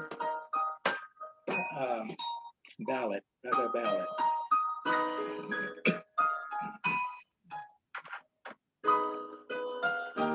Jesus, you're the center of my joy. All that's good and perfect comes from you. You're the heart of my contentment, hope for all I do. Jesus, you're the center of my joy. When I've lost my direction, you're the compass for my way. You are the fire and light when nights are long and cold. In sadness, you're the laughter that scatters all my fears when I'm all alone. Your hand are there to hold. Jesus, you're the center of my joy. All that's good and perfect comes from you. You're the heart of my contentment, hope for all I do. Jesus, you're the center of my joy. You are white pineapple. From the simple things in life, you are the music in the meadow and the stream. The voices of the children, my family and my home, you are the source and finish of my high dream. Oh, Jesus, you're the center of my joy. All that's good and perfect comes from you. You're the heart of my contentment, hope for all I do. Jesus, you are the center of my joy. Jesus, you are the center of my joy. Jesus, you are the center of my joy. Jesus, you are the center of my joy. You are everything, everything, everything, everything. You're my joy in my sorrow. You're my hope for tomorrow. When I'm lonely, feeling sad, you are the lifter of my head. Jesus, you are the center of my joy. Jesus, you're the center of my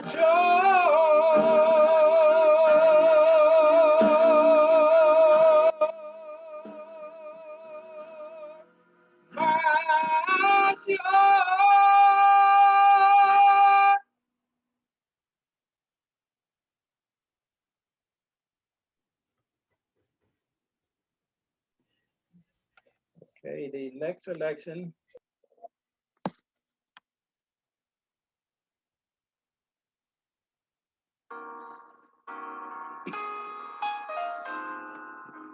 Can you hear the music okay on that?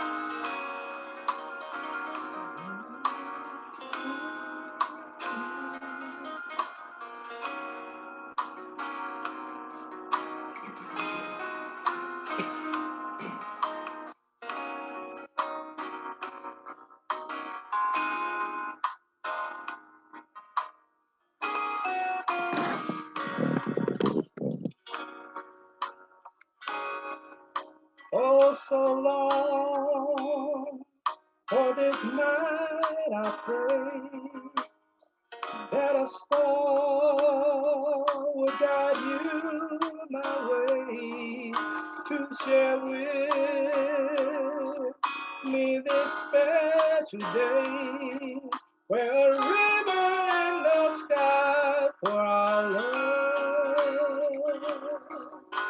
If allowed, may I touch your hand, and if please, may I once again, so that you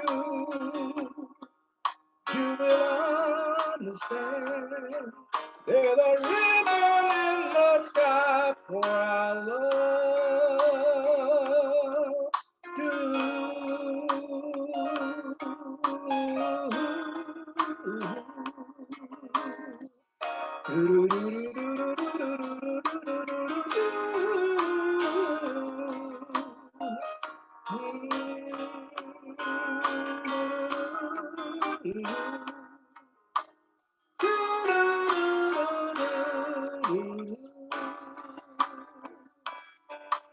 This is not a coincidence, and for more than a lucky chance, but what is that will always last is a ribbon in the sky for our love. We can't move with God on our side. We'll find strength.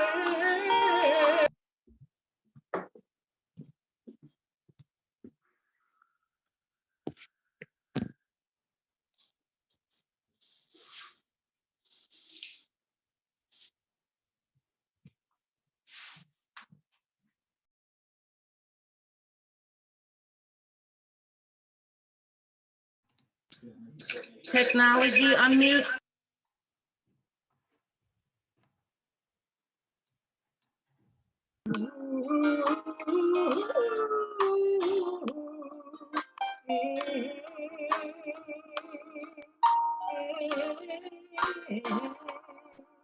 There's a ribbon in the sky for our love.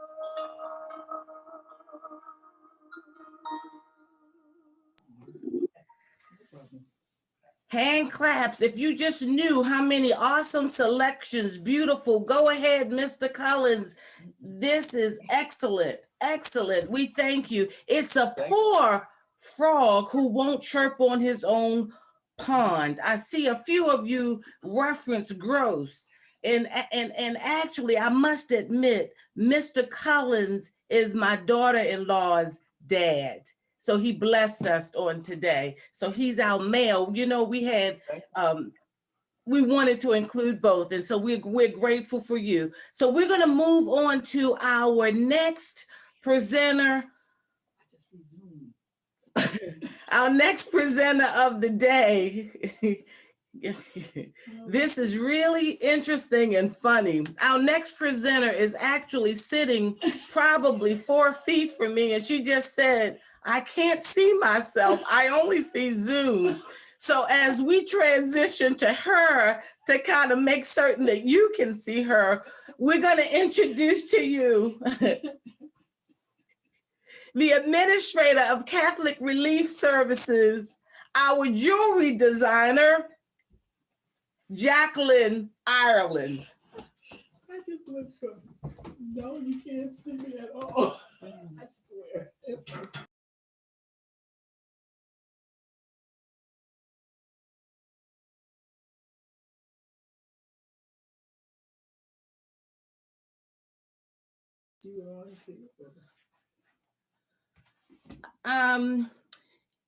Okay, let's go to our next talent and then I will come back. I'm not certain if we're signed out or not. So there's always a ram in the bush, okay? There's always a ram in the bush. We are Deltas and we represent.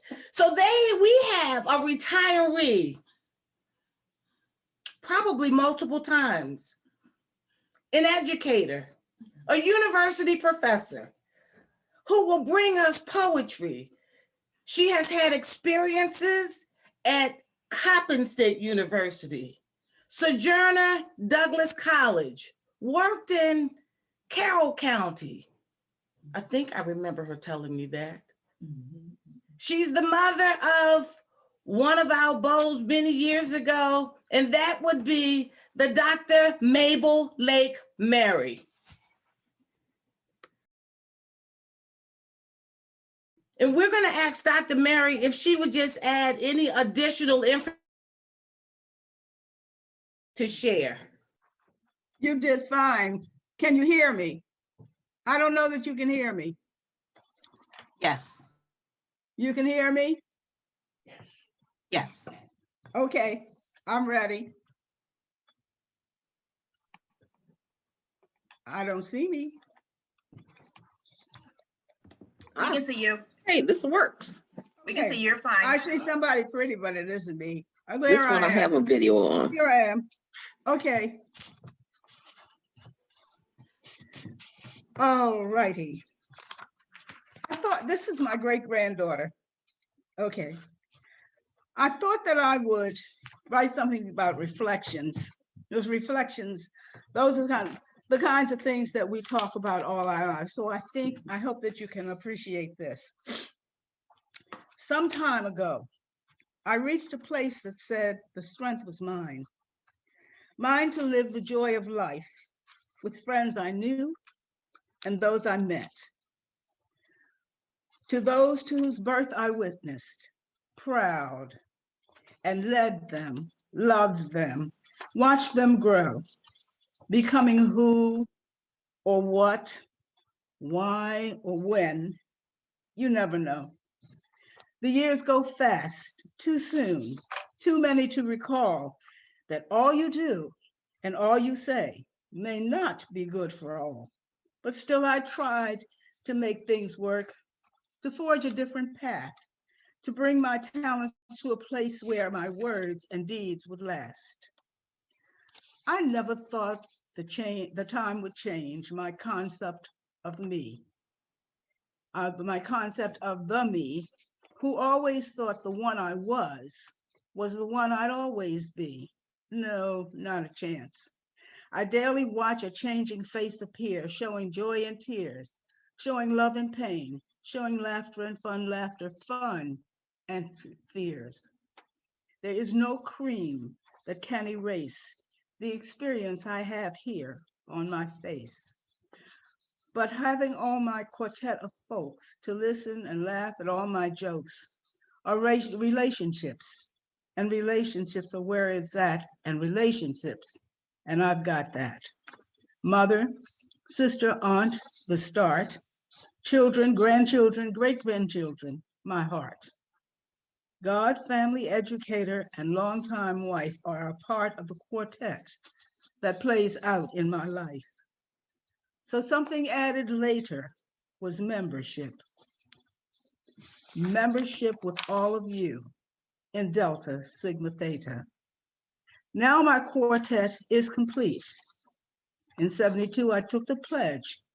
You know, membership is not always sweet, but for 50 years, next year, 22, 50 years, I will have been here with you.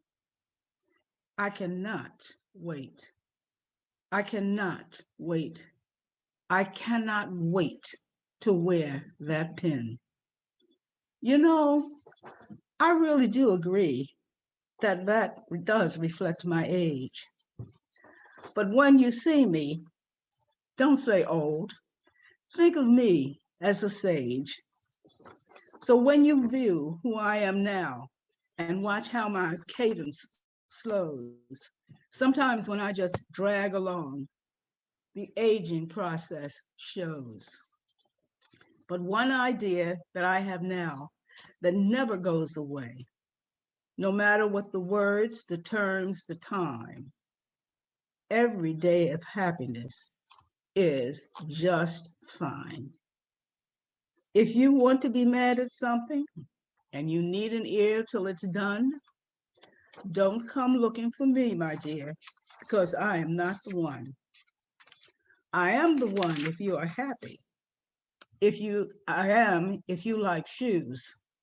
I am if you have a joke to tell, or if you have good news.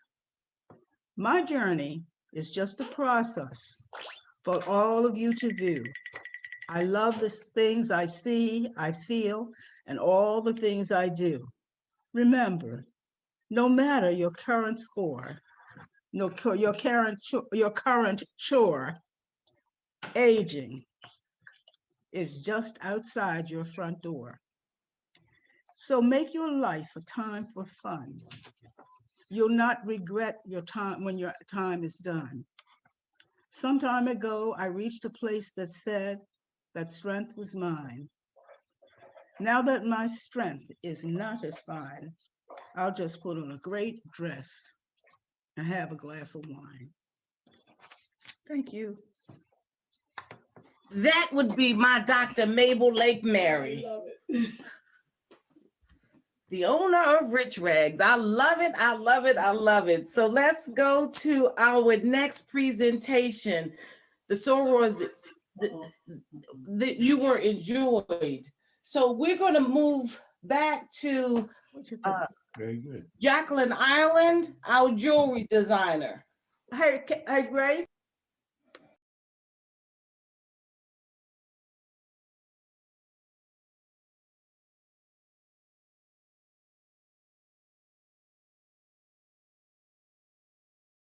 And we're going to ask if she would share any additional information with us.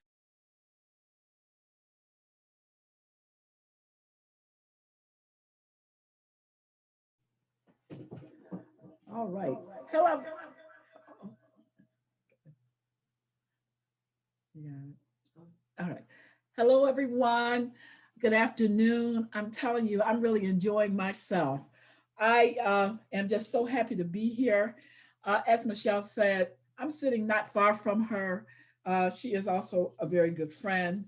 You know, as I listened to the young man sing, Jesus is the center of my joy, I just couldn't think, all I could think was, yes, he is. You know, I'm 71, soon to be 72. And one of the things I do know, as my sister that just finished speaking, is that Jesus is the joy of my life. And don't come with me, I'm just like she is. Don't come to me with your bad news. And if you want to talk about some shoes, I sure want to hear about it. But also, if you want to talk about jewelry, I want to talk about that too. You know, throughout our lives, we are faced with a lot of ups and downs. And I have been blessed with more ups than downs. And when my husband died, Dr. Lewis Ireland, I had been taking care of him. I had been a caregiver for him for years. And one day I was leaving church, and as I went to leave church, I said, oh, I got to go check on Lewis. Well, he had already transitioned on to heaven. But you get used to being around someone and doing things, it happens. So I said, okay, grab some ladies at church, and we started going out to dinner together. And then I said, I got to do other things to fill my life. So I started making chocolate. I write poetry too. And then I started making jewelry. Took a couple of jewelry making classes, enjoyed it. Always have loved it. So today, what I like to do is just to talk to you about a real simple process. So if you wanted to make some jewelry for yourself, you could. And I call it's just Jackie's way of making a memory bracelet. And you have to use to make a memory bracelet, you got to have, of course, tools. You can't do anything in this world unless you have the right tools. So for me, my tools are to make a memory wire bracelet. I have to have a round nose pliers. And I don't know if you can see this or not. I'm gonna hold it up pretty close to the screen. I just see my friend Michelle, that's all I see. I don't see my face, so. But round nose pliers. You have to have what you call chain nose pliers.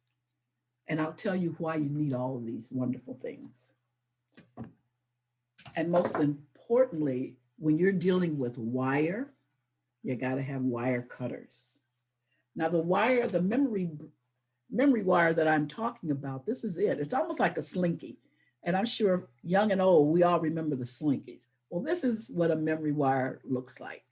And they call it memory wire because no matter how you bend it or shape it, it goes right back to the shape that it's in. And it comes in different sizes.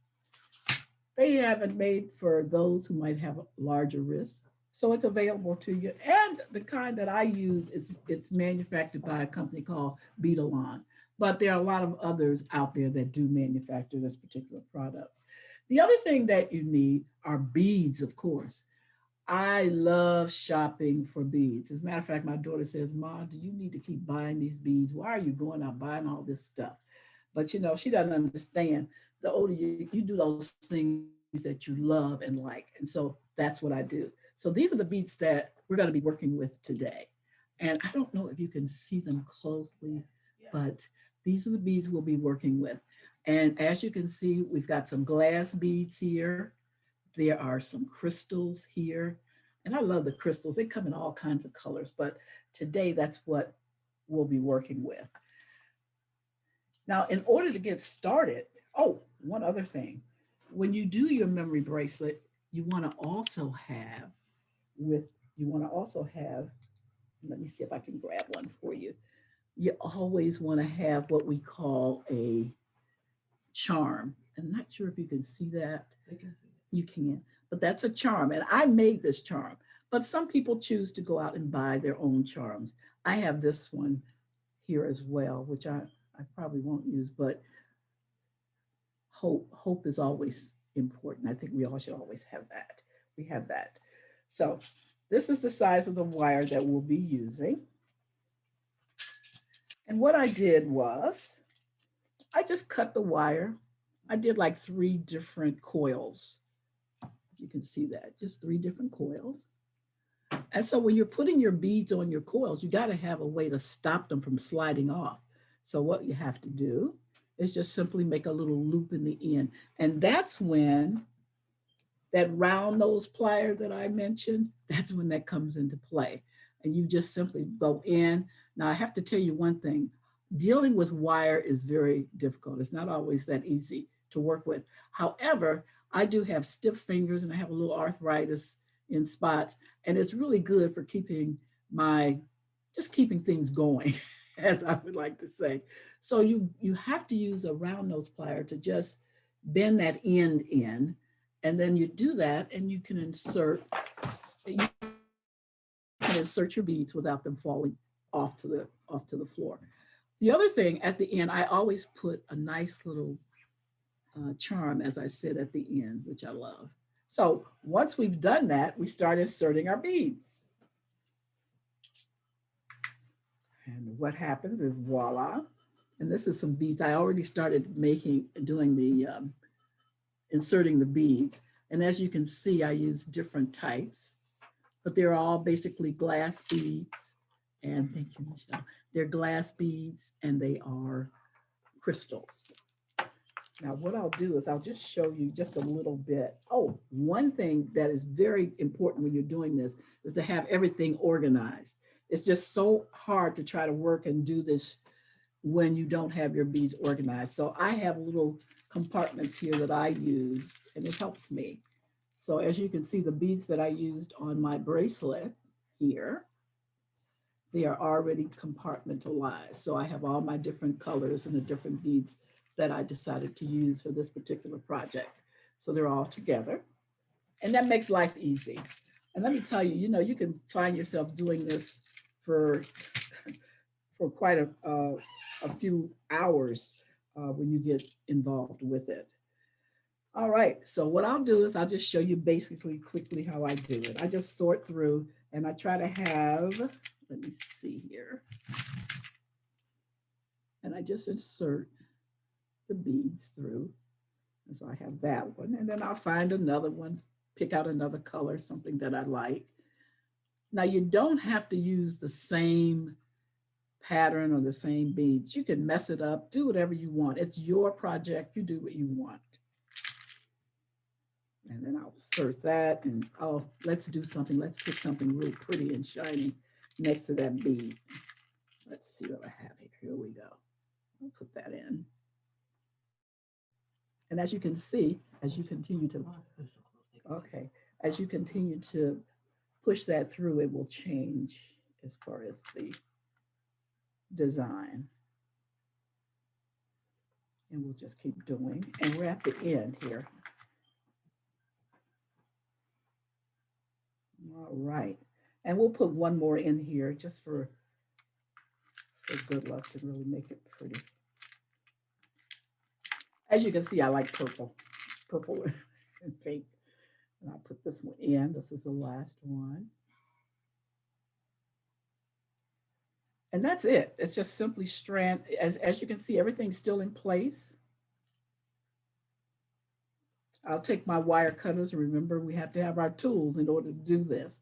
So we need wire cutters that are specifically designed for memory wire, because this wire is very tough. In jewelry making, there are different gauges, and the memory wire gauge number is very tough.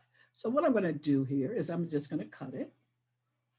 And as you can see, I'll pick a spot and just cut it there. And it's very difficult. It's even hard to cut using the cutters. I'll do that, and then I'll go to my tool. Remember, I talked about our round nose pliers. We really need to have those a lot. And I'm just going to make a little, I hope you can see this. I'm going to make a little loop there.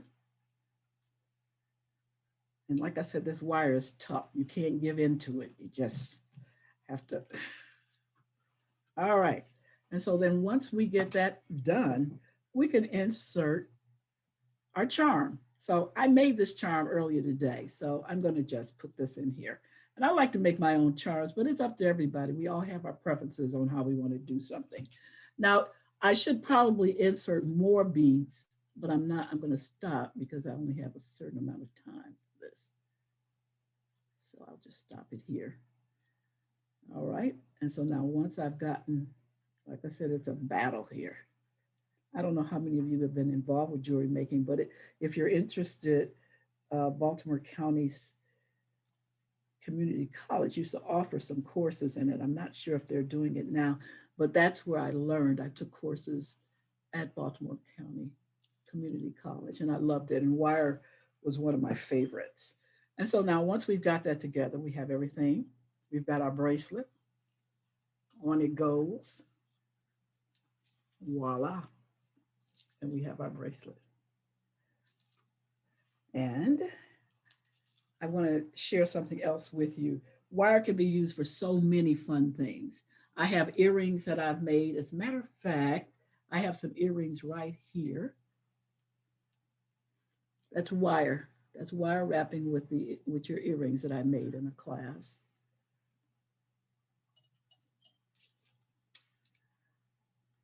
Wire design for these earrings. One of my coworkers was walking around and she had some earrings on similar to these. And I said, wow. So I went home and I made them. Other fun things I do like, oh, let me show you these too. Okay, just let me know. And then here we are.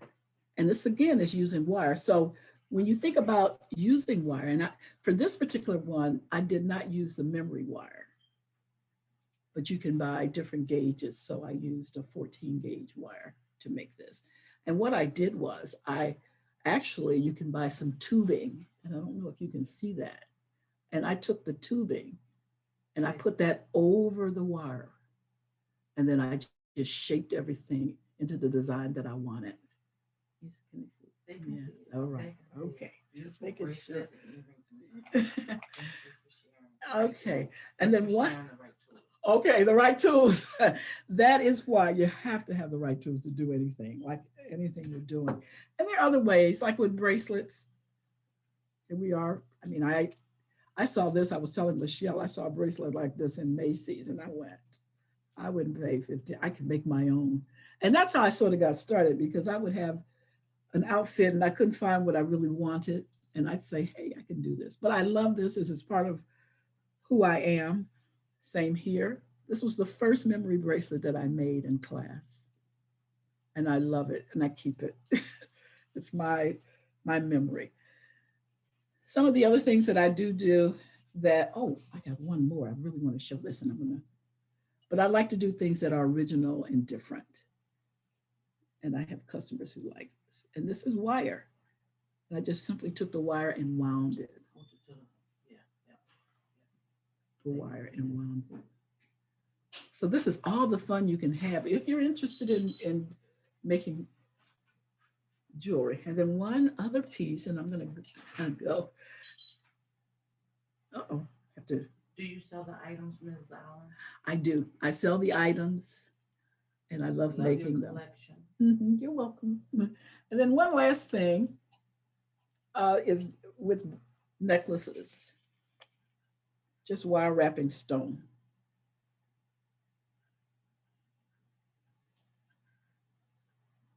And I have one piece here. This is my first wire wrapping project. It's just fun. It's what we can do. And it helps with my fingers. Like I said, I have arthritis in my hands. And this has really been very helpful in that. And then for my Delta friends, more wires. And there are matching earrings with that as well. This is very difficult. Okay. Oops.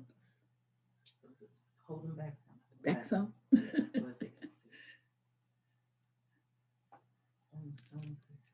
Yeah.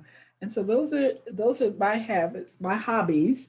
And I say to everyone, you know, I say to God be the glory, because a lot of times when I'm sitting, I don't know what to do or how to get started on a project. I really don't. I'll be sitting and someone will say, well, can you make this?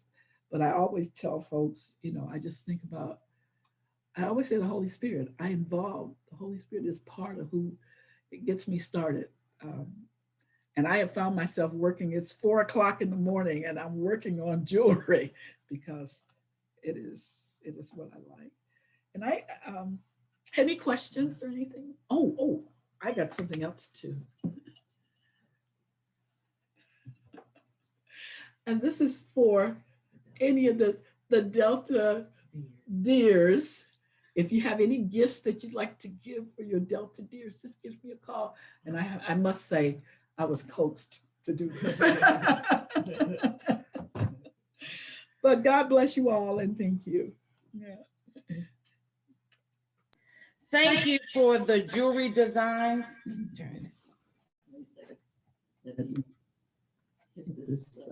Is there an echo? Okay. So as we move forward to our next talent,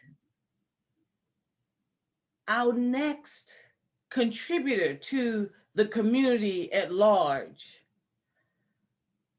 our next great educator who has impacted the lives of so many, someone who has been anointed for such a time as this.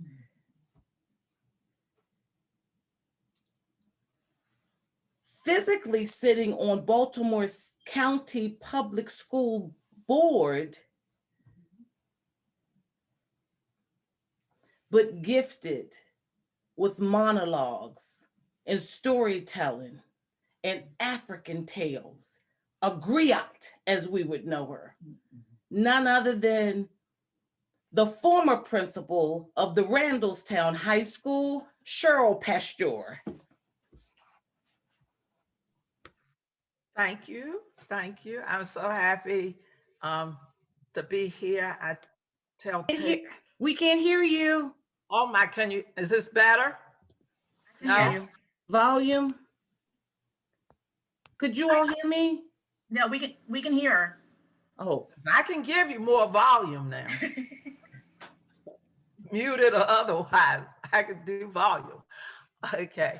Yeah, I have stories to tell being on the board. In fact, I spoke to someone yesterday and the person asked about collaborating and writing a play about that board. I said, well, that's a comedy or a tragedy waiting to happen for sure.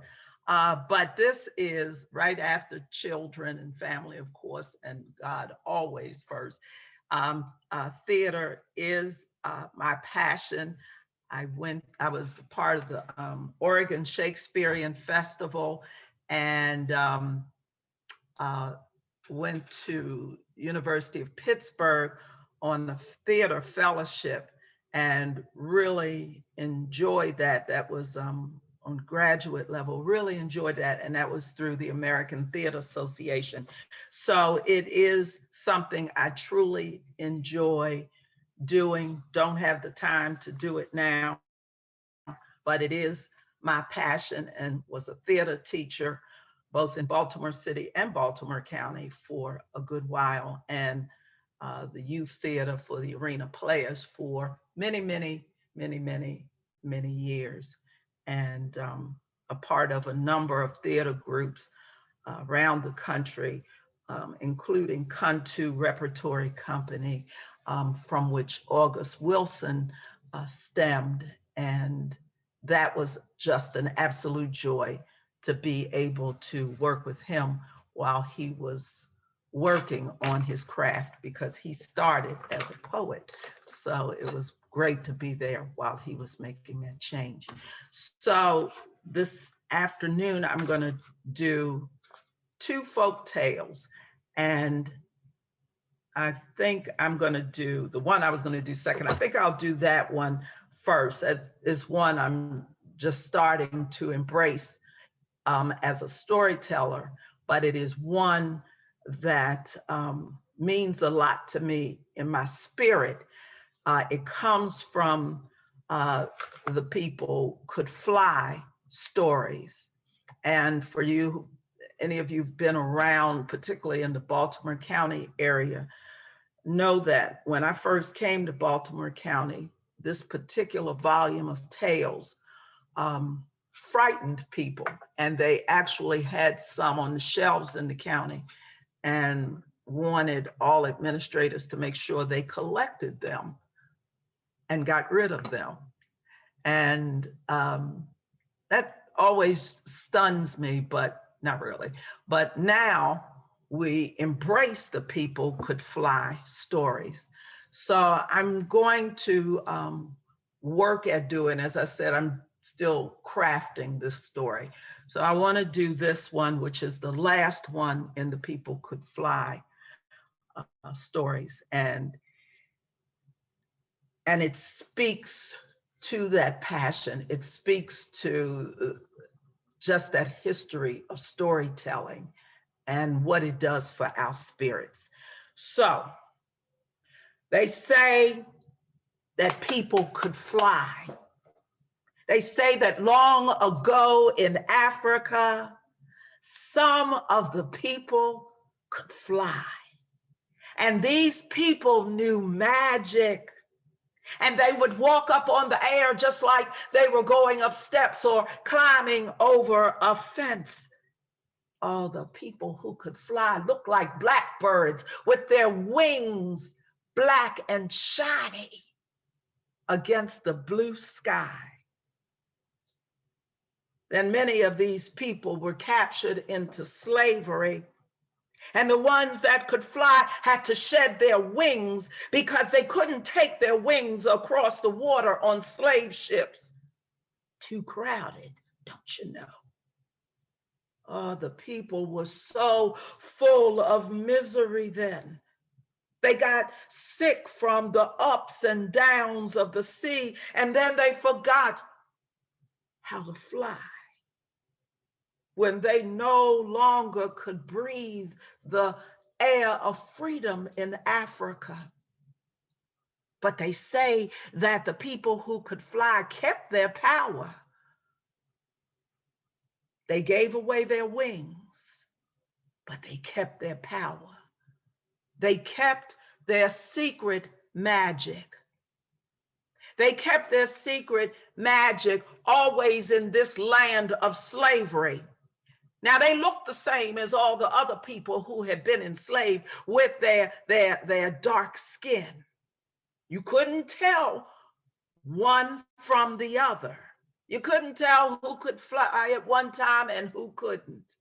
Now, I'll tell you this story, so stay with me. We're going to have this character, Toby. And I want you to picture Toby, dark from the blaze of the sun and weary from the toil. But Toby was one of the people who at one time flew. And I want you to envision the woman standing near him, tall, but afraid. Tall, afraid, anguished. She too was one who had wings. Now we're going to call this woman Sarah. Sarah carried a baby tied to her back, and she trembled day in and day out as she worked with her baby on her back, working hard, being scorned, being beaten, being shouted at. But Sarah was a hard worker. She worked from sunup to sundown, just like all the other slaves in the field.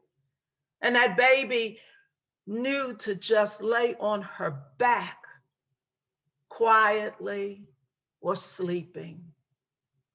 But on this day, the baby awakened. And when that baby awakened, she awakened hungry. She wanted to eat right then and there, and she started to cry. Now, in the field with the slaves on this day was the master, the driver, and the overseer. When the baby began to cry, the master said, "Shut that thing up! Stop that noise!" Well, of course, the baby continued to cry. It didn't understand the anger in the master's words.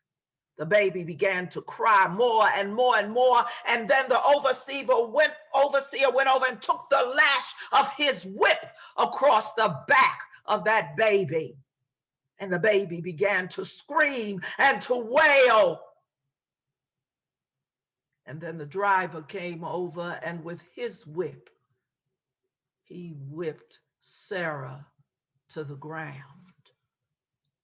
There was Sarah on the ground, crying, the baby screaming.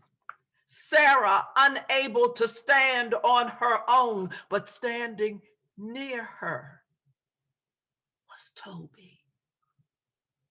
Toby tried to help Sarah to her feet, but she was so weak she could not stand. And she said to him, "I must go soon." And Toby, in a very quiet voice, said, "Soon, child." But Sarah couldn't stand, and the baby was wailing, and she looked at Toby and she said, "Pity me. Pity me, Father." "Get up, you black cow," called the overseer. He pointed his hand, and the driver's whip snarled around Sarah's legs. It tore the sack that she wore. And she continued to bleed into the earth. She could not get up. But Toby stood there with her. "Now, Father. Now, Father." "Yes, daughter. The time has come," Toby answered her. "Go as you know how to go." Toby raised his arms, holding them out to her. "Kum yalla kum. Kum yalla kum. Kum yalla kum." And then he began to say some other words, some magical words, and they were said so quickly it was hard to discern what he was saying. They were like whispers and sighs.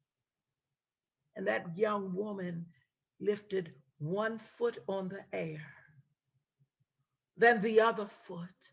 Oh, she flew clumsily at first, holding that child tightly.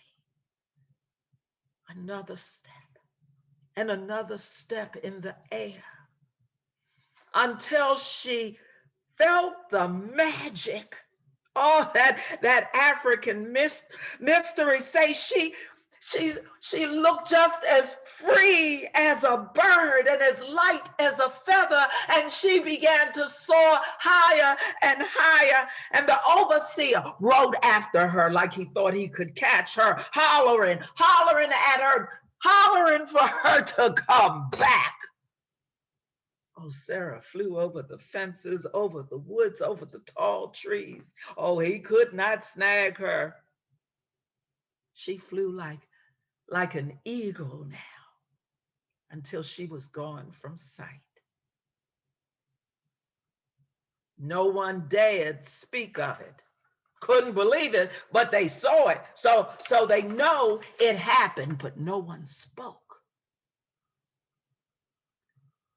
The day after Sarah flew was hotter than the day before, and all of the slaves were again out toiling in the fields, and a young male slave fell from the heat, and the driver came over and he whipped him. But Toby came over and spoke those same words to this man, for this man too was one who had known how to fly. Kumyala, kumyala, with all of those mysterious words after them that no one could clearly discern. And then the words of this ancient African man spurred this young man to memory of when he could fly. One foot, the next foot, higher and higher and higher. And as this man was soaring, other slaves started falling to the ground from the heat. But Toby knew that not all of them were the ones who could fly. So he moved around to them as they fell, and to those that could fly, he said those magical words, and one after another of the people who could fly, one after another, they began to soar higher and higher and higher. And then finally, Toby knew it was his time, and he flew behind them. He was the one. He was the inspiration, and he flew with them. And the slaves on the ground were wailing, "Take me, take me." And Toby looked down with a heavy heart. Poor souls, he said, because he knew that they could not fly, that he could not take them, and they would have to wait until they could run away and be free. Now, they say that the overseer told the story. The master said it was all a lie, that it never happened, that they were making it up, it was a trick of the lights, and that they didn't really fly. And the driver kept his mouth shut.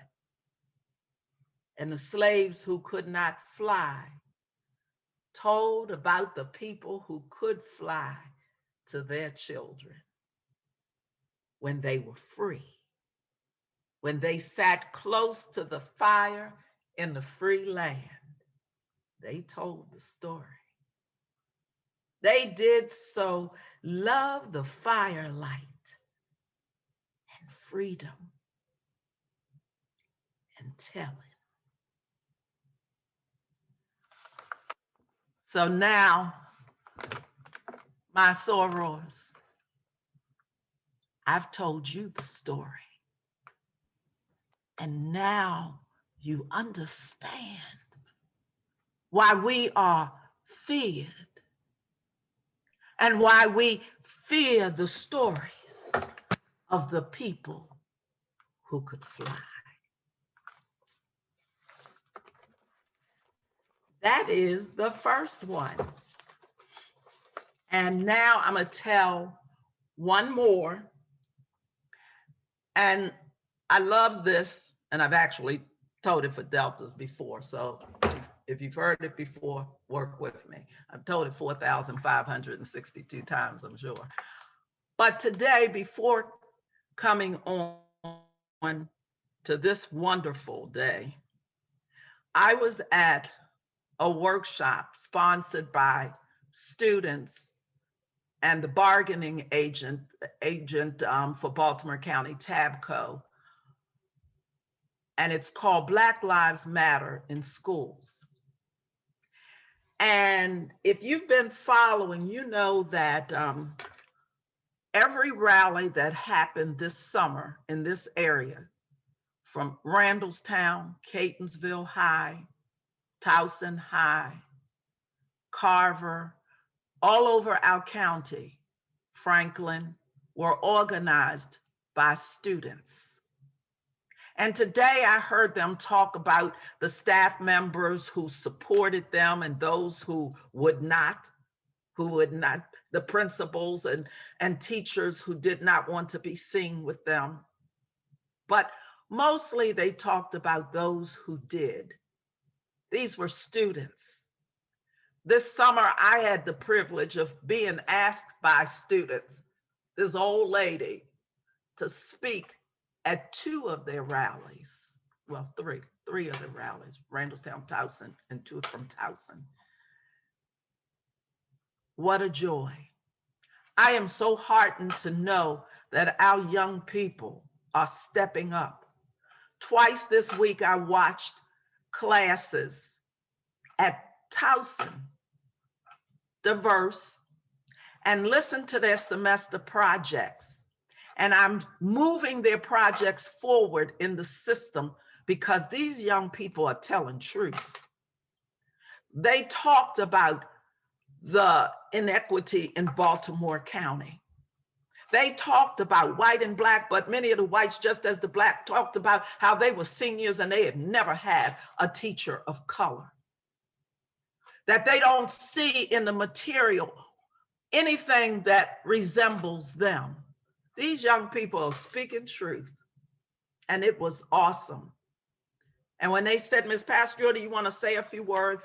I said, yes, and proceeded to cry because they are wonderful, and we should not still be having these conversations, but we are. So this story is one I have told to motivate, but I'm so happy to say that I don't have to do this in the same way anymore.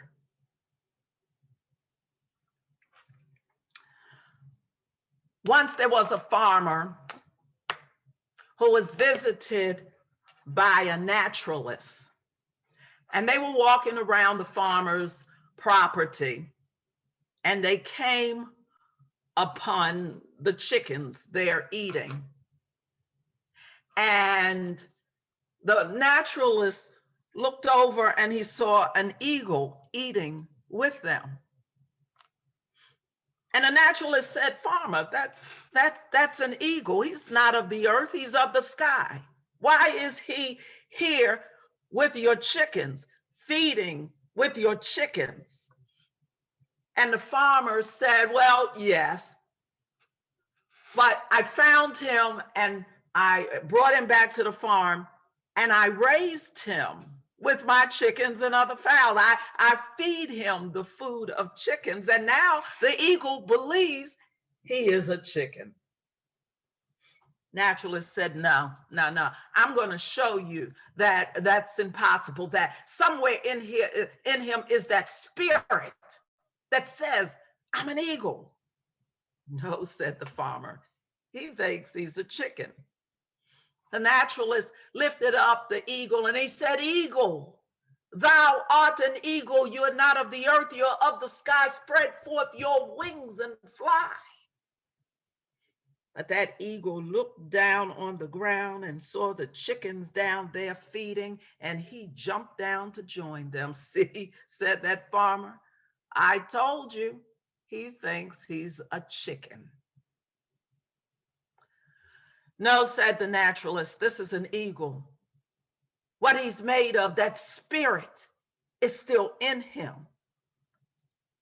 I'll prove it to you tomorrow. So the next day, the naturalist came back, and this time he thought it was a matter of height. So this time he takes the eagle to the top of the farmer's house, and he holds that eagle above his head, and he said, "Eagle, thou art an eagle. You are not of this earth. You are of the sky. Spread forth your wings and fly." Not high enough. That eagle could still look down and see those chickens. So he jumped down on that ground to join those chickens. The farmer said, "You are wasting your time. I have raised him, conditioned him, treated him like chickens, fed him like chickens, and now he believes it."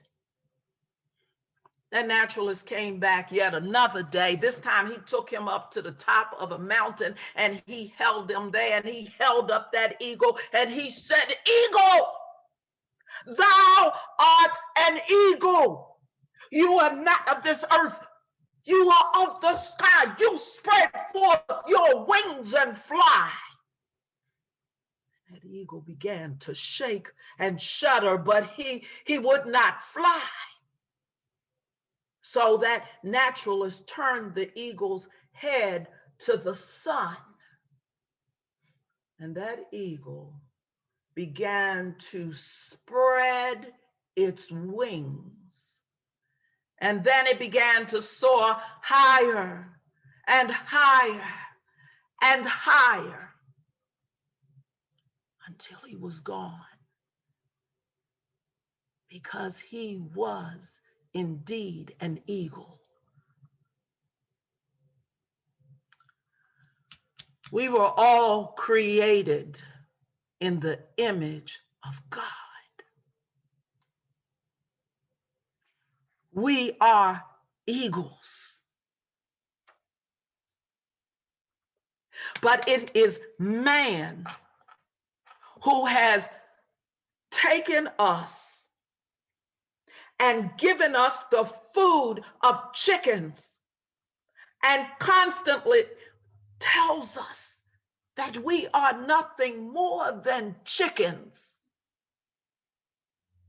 and to continue to think and be that way. But we can't embrace that thinking anymore.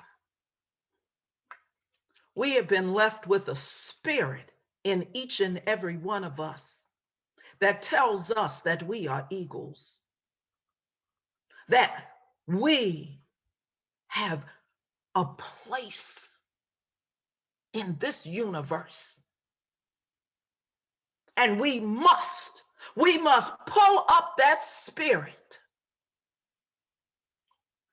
raise our wings, and fly like the eagles we were created to be. Thank you. Phenomenal. I think I read she was my 7th grade teacher. There was a Mirage troop group. Phenomenal storyteller. And I truly appreciate both pieces.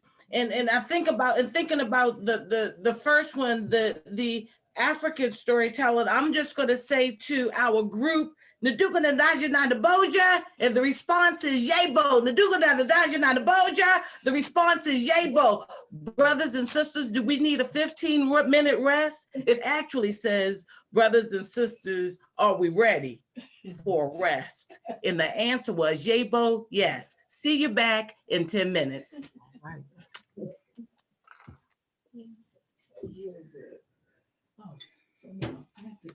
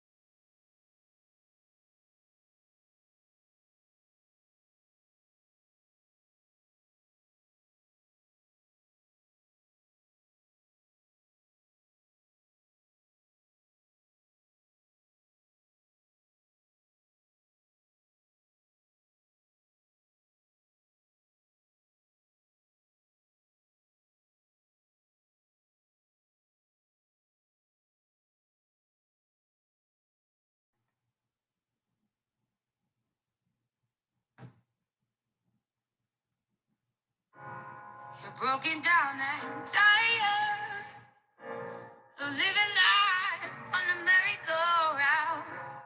And you can't find a fighter, so we gon' walk it out. Ooh, mountains, we gon' walk it out. And mountains. And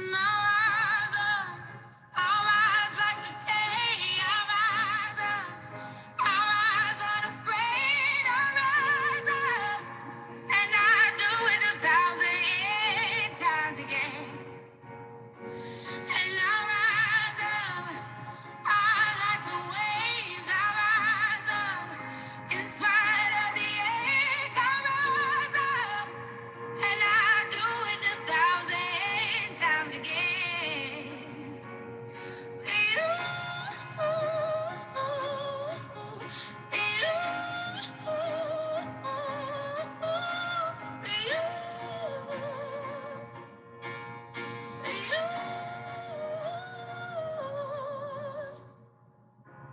The silence is quiet, and it feels like it's getting hard to breathe. And I know you feel like dying, but I promise we'll take the world to its feet. Mountains, bring it to its feet.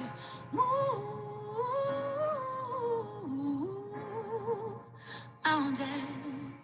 And I'll rise up, I'll rise like the day. I'll rise up, I'll rise unafraid. I'll rise up, and I'll do it 1,000 times again.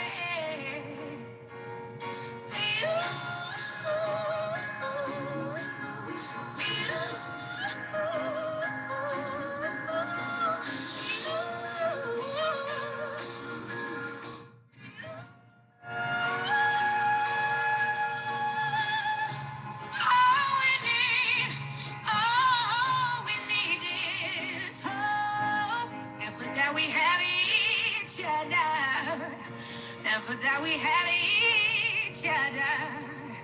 And we will rise, we will rise, we will rise. Oh, we'll rise. I'll rise up, rise like the day. I'll rise up, in spite of the ache. I will rise 1,000 times again. And we'll rise up, I like the waves.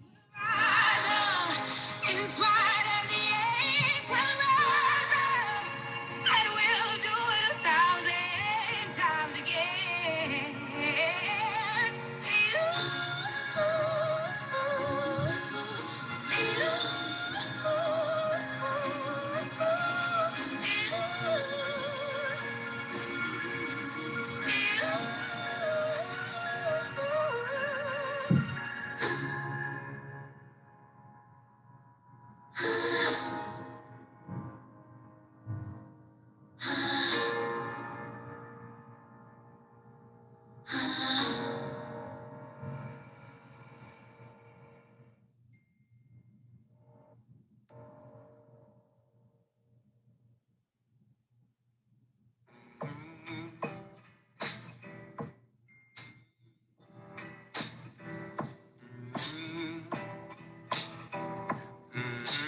Grandma's hands clapped in church on Sunday morning.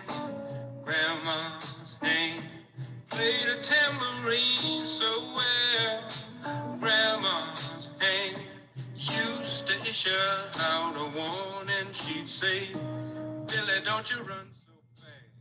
Might fall on a piece of glass. Might be snakes there in that grass. Grandma's hand. Grandma's hand soothed the local unwed mother. Grandma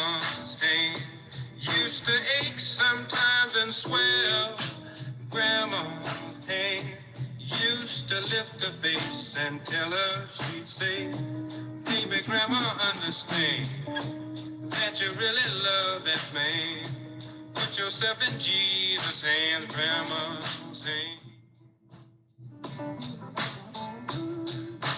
Grandma's hand used to hand me a piece of candy. Grandma's hand picked me up each time I fell. Grandma's hand, boy, they really came in handy. She'd say, Matty, don't you whip that boy. What you wanna spank him for? He didn't drop no apple core, but I don't have grandma anymore. If I get to heaven, I'll look for grandma's hand.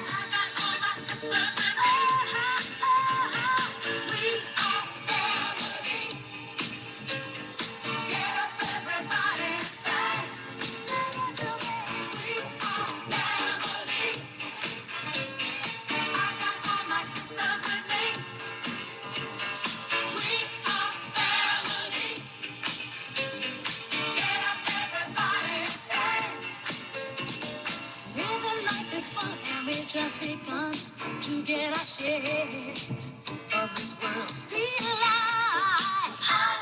High hopes we have for the future and our goals inside. We know we don't get depressed. Here's what we call our golden rule. Have faith in you and the things you do. You won't go wrong. Oh no, this is our family jewel.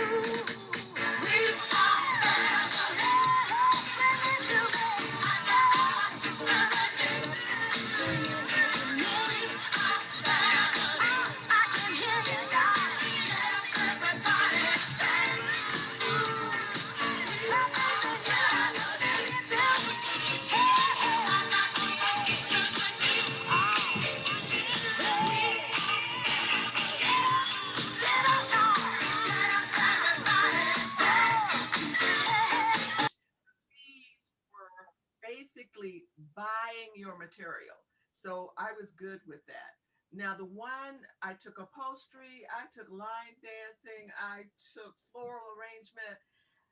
Floral arrangement hit home with me in that it was a small project and I could manage.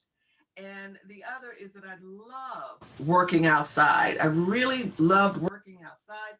I loved flowers. So not only am I arranging artificial flowers, but I'm also arranging flowers for the outside. I always decorate my outside for the spring with live flowers as well as with artificial flowers. Now, if you are going to decorate, do a floral arrangement of any kind, you're going to need certain materials. And I'm going to just hold them up as I go. One, you're going to need a glue gun. Okay, that's one thing that you'll need.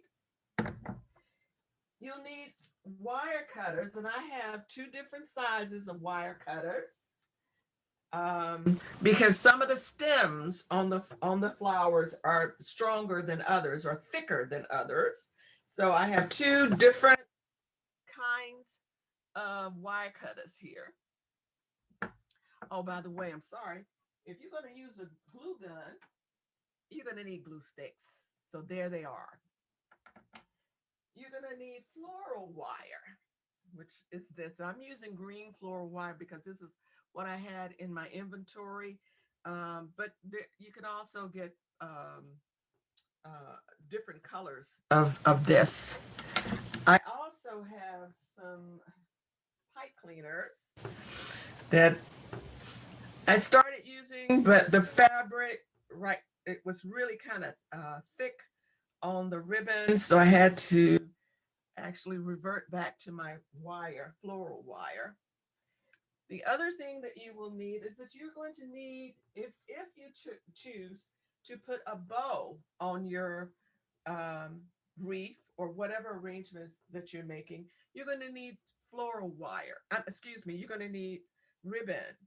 And the ribbon that you need to purchase is ribbon that has a wire base. I pulled this one out because it looks pretty with this, but then I decided I'm a Delta and this is spring. I'm going to be neutral this time. I'm going to use the pink flowers, but I'm going to be neutral.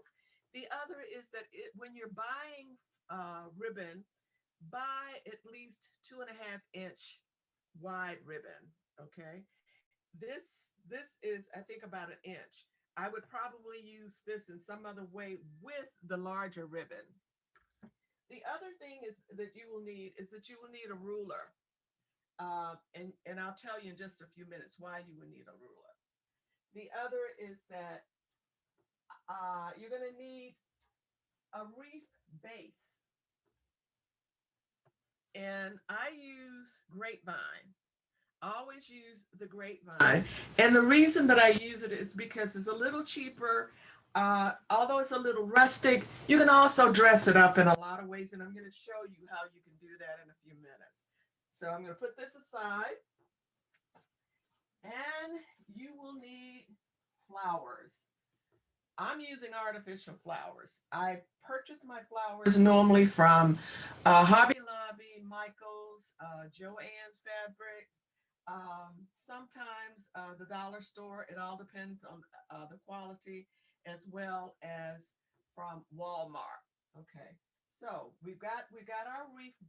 We've got our wreath base, and we're going to use the grapevine wreath. I have my florals here, and I also have my greens. Sometimes I'll use outside greens. And when I say outside greens, I'm talking about pine, I'm talking about eucalyptus, things like that you can use to decorate this wreath with.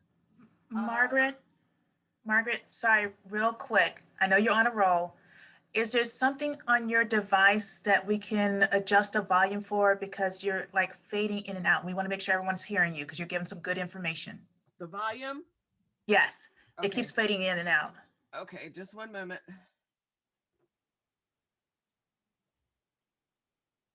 I'm turning it up to max. Okay. How is that? Say something again. How is that? Is that better?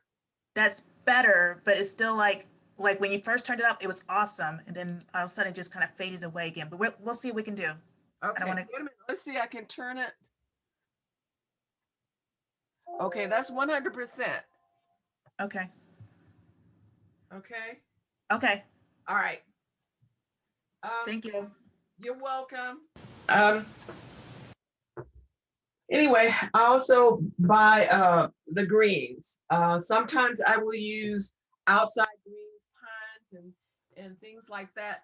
But keeping in mind, if you're using fresh greens or fresh flowers, especially in a wreath that you're going to use anywhere, whether it's outside or inside, you may have to change that after a couple of days because it's not in water and they will start drying out. Okay, so let's get started. I think I have oh, by the way, you're going to need some scissors. I did not say that. And for this project, you're also going to need a stapler. And I'll show you why in just a few minutes. One of the things that I start with when I'm decorating a wreath, I try to make a decision as to what plant I'm going to use or what is going to be my focal plant or my statement plant. Today I'm using peonies. This is a peony. And the one thing, this has been packed away in my inventory for a while. So the one thing that I had to do is once I took it out, I had to fluff it up, just make it look pretty again. This is something that, you know, how you get up in the morning and you're looking kind of rough. It's like, okay, let me kind of do a little things. Just like the young lady said earlier, put on my makeup. Well, okay, this is what we fluffed her up. She's got on her makeup. I'm using that.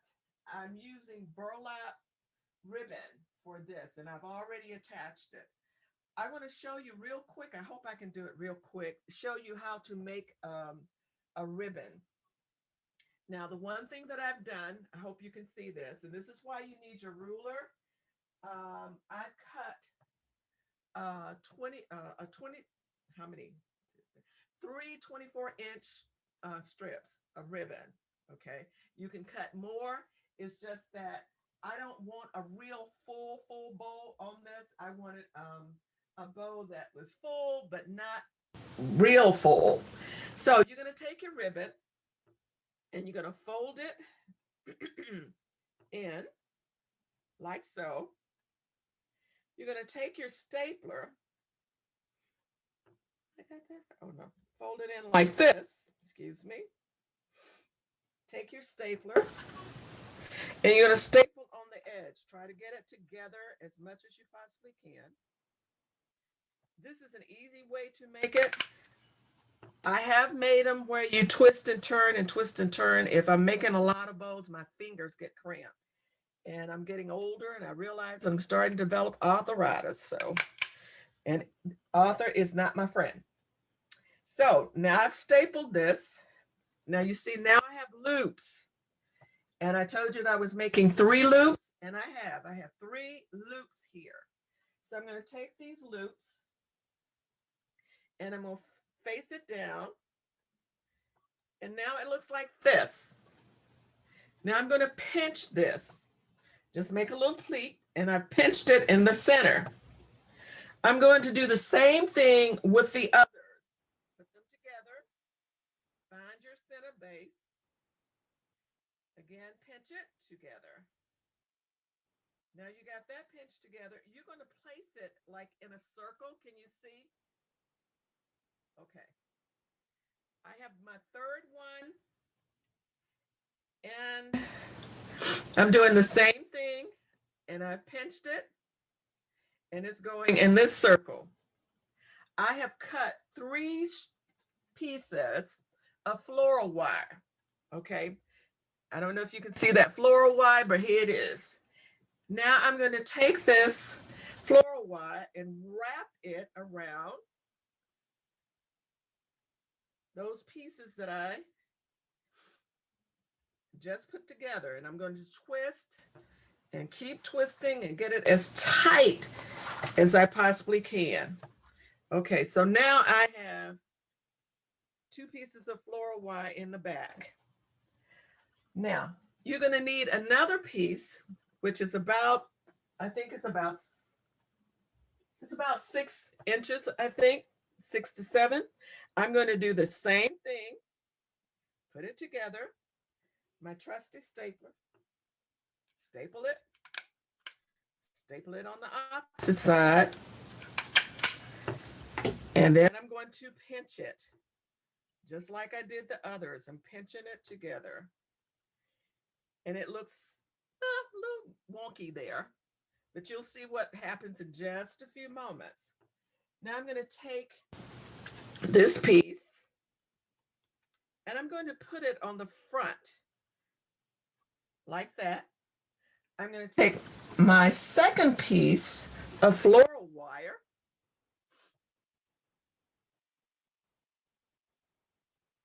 Second piece of floral wire. And I'm going to pull it through that little piece that I attached. Take it around to the back of the bow. And again, I'm going to pull it as tight as I possibly can. Loop this one more time.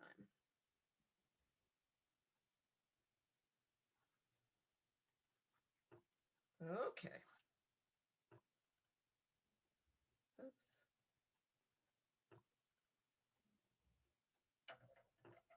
Got stuck a little bit. So now you got a piece that looks like this, and you got wires in the back.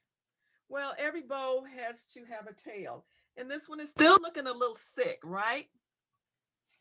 This is leftover, and I'm creating my tail.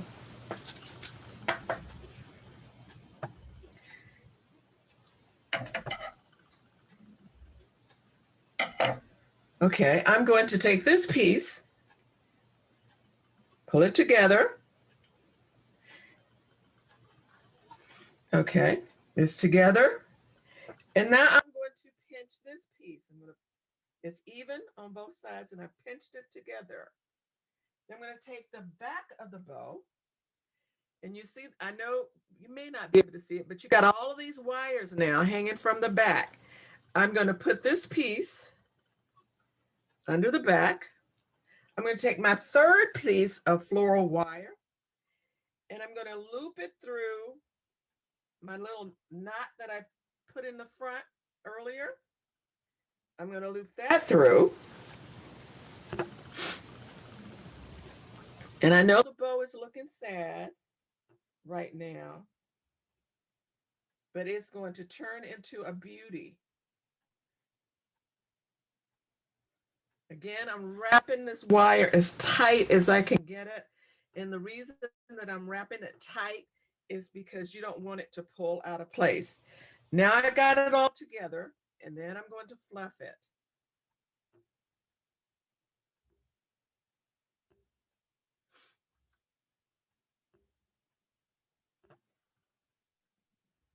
Looking a little better. Now, this is actually what a really nice one that I've taken the time to make looks like. Now, with this wreath, I'm going to, just for starters, just for ha-has, I'm going to place this one on the wreath. Okay, I'm making a half wreath and not a whole wreath. This one would be, I think I would probably start here. Those wires that you had in the back, you just take those wires and loop them around the wreath. You're tying it off so that it doesn't move. Now, sometimes you might have to use your glue gun. That is, if it doesn't stick the way you want it, you would use your glue gun to make it just right. But that's your bow on your wreath. That's a quick bow. It's a quick way to make it, and it's not really throbbing your hands like normally it would do. All right, I'm putting that away. And remember, wait a minute, before I put it away, remember I told you that I picked my greens to determine the greenery that I'm going to use. And then I have my statement florals.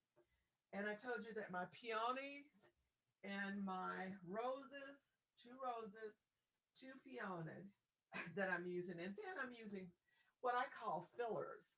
But anyway, everything is basically going to be placed around the bow.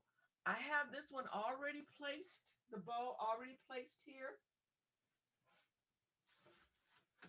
And I've got some flowers already, or I got greenery. I started with the greenery. So I have my greenery placed.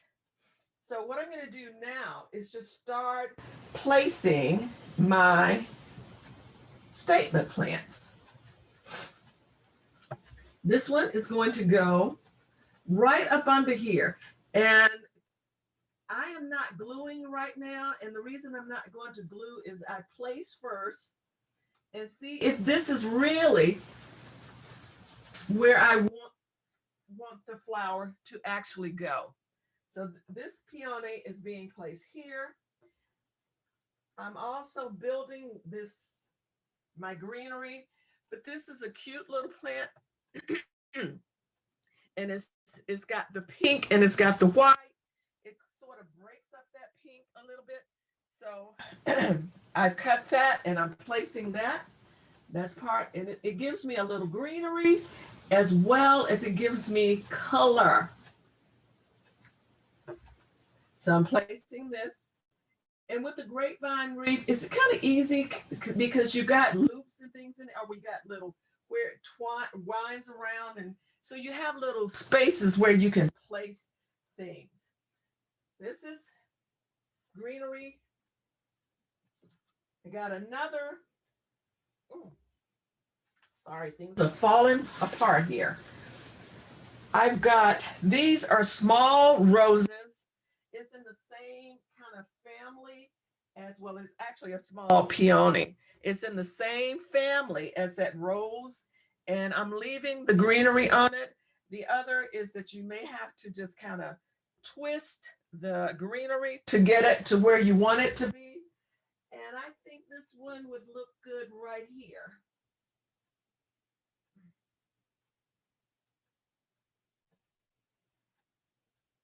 Okay.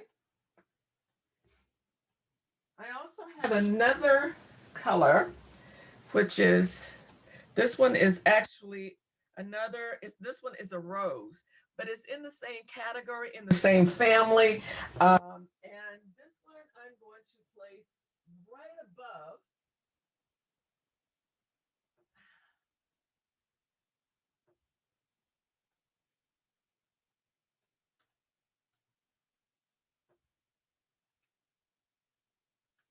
I'm placing this right above that pink peony.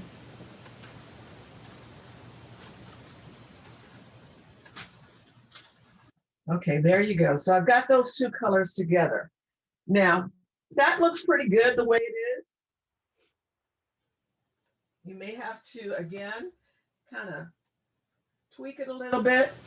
This floral had already placed on the wreath and the greenery, and I put that on the wreath. Again, I did not glue, and the reason that I didn't glue is because I wanted to make sure that I had all of the plants where I wanted them to be.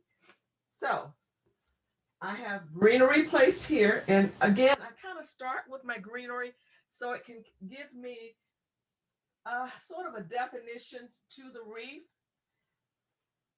And for this one, it's like the greenery is going this way. I've tried to keep it all going in the same direction.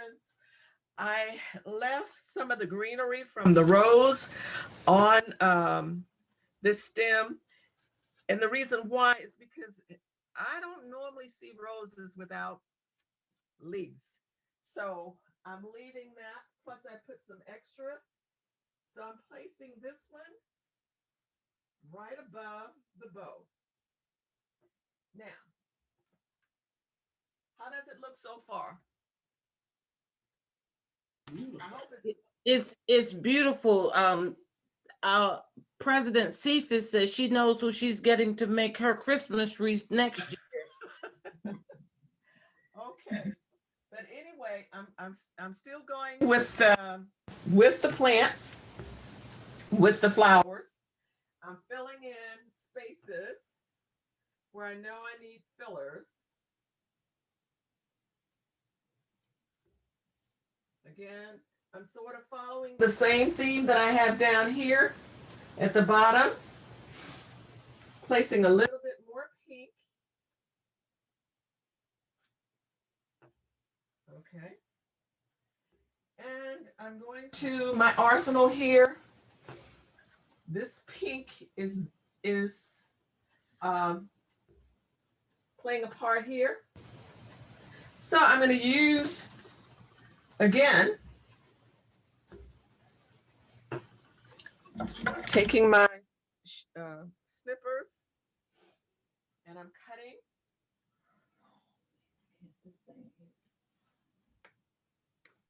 Oops. Oops.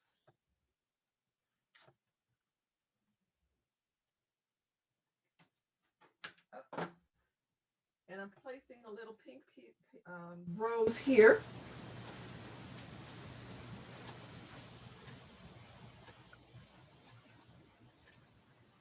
Dr. T? Yes.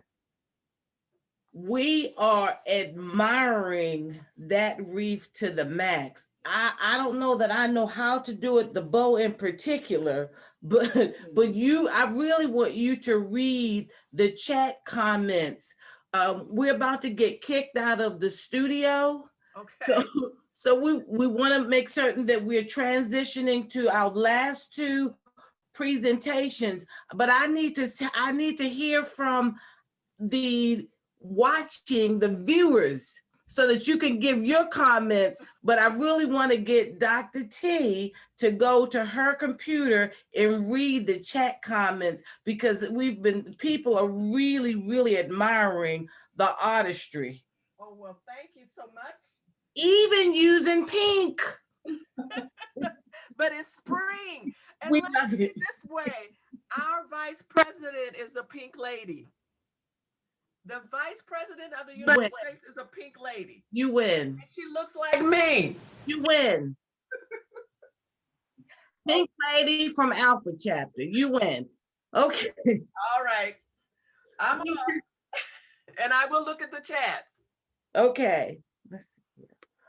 So as we continue with ending our day, we thank Dr. Margaret Turner for such a wonderful presentation and the floral designs that we've gotten. So we're going to move forward with bringing forward our, and I'm not certain which one we're doing now, our former producer from Maryland Public Television Station, as well as an affiliate from Howard University PBS. She's a music administrator and advisor at the New Antioch Baptist Church of Randallstown. And that would be our musician, our singer, Millicent Williamson. Have thine own way, Lord. Have thine own way. Thou art the potter, and I am the clay. Mold me and make me after thy will, while I am waiting, yielded and still. I need thee, oh God, I need thee. Every hour I need thee. Oh, bless me now, my Savior. I come to thee. Draw me nearer, nearer, blessed Lord, to the cross where thou hast died. Draw me nearer, nearer, blessed Lord. precious bleeding side.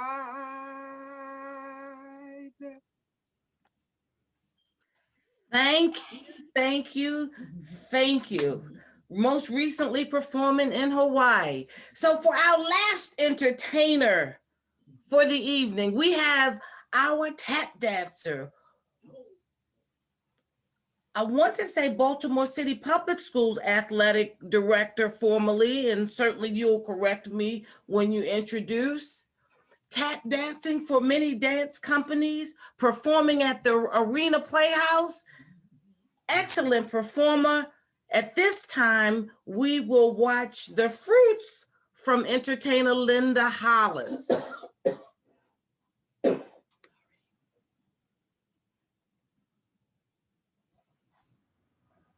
Maybe. Yeah, we ready. We ready. Okay. We are ready. Oh, I see you.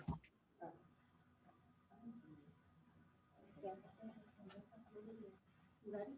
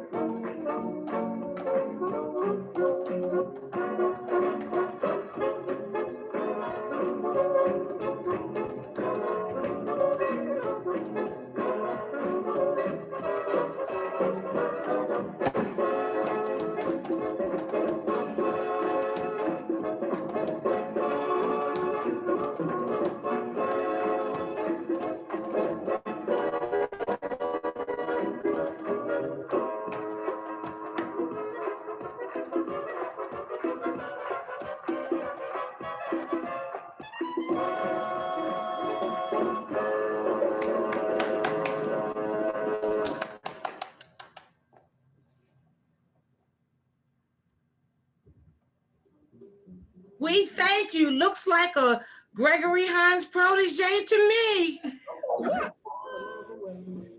Excellent, excellent, excellent. We have had such a wonderful, wonderful time. We want to encourage you again to please complete your surveys. Please write your comments in the chat room. We thank our member for allowing us usage of her studio. We thank each of you for spending time with us on today. Over time, we have learned there is a time for everything. And as we navigate 2021, we hope that you've enjoyed some of the activities shared on today. We birthed some ideas and eliminated a pound or two. We planted options for unruly hair, though too big, and retooled it with a wig. While others clapped and cheered rhythmically to the new line dance, we did a jig. COVID and health prevention was discussed, but hear ye, for most, the vaccination is a must. Witnessing and enjoying your responses provided a time for us to laugh. Today, no mourning as this time we look forward to the dance. No more time for scattered shoes. We were told to organize our clothes and closets with beatitudes. Yes, refrain from the traditional embrace. Instead, consistently mask your face. Again, as we, the members of Baltimore County Alumnae Chapter of Delta Sigma Theta, hope that you have enjoyed this silver showcase. A very special thanks is extended to County Executive Johnny O, Kathleen Young, and the Baltimore County Department of Aging for their dynamic leadership. We, the sorors of Baltimore, the members of Baltimore County Alumnae Chapter of Delta Sigma Theta Sorority Incorporated, in concert with our collegiate chapters, Lambda Kappa from UMBC, and Mu Mu from Towson University, appreciate each of you for spending this inaugural day of service with us. From the leadership of President Cephas, co-chairs Ethel Lewis and Yvonne Sims, a very big shout out is extended to the Day of Service Committee. You will find the Look Good, Feel Great committee names listed on the screen. They are responsible for what you have experienced today. Thank you.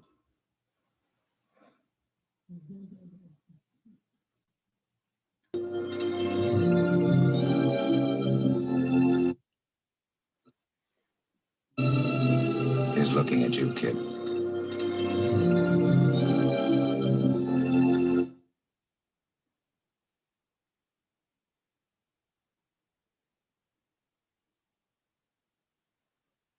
Remember to wear your masks, wash your hands, and practice social distancing. Thank you. Enjoy your weekend and stay safe.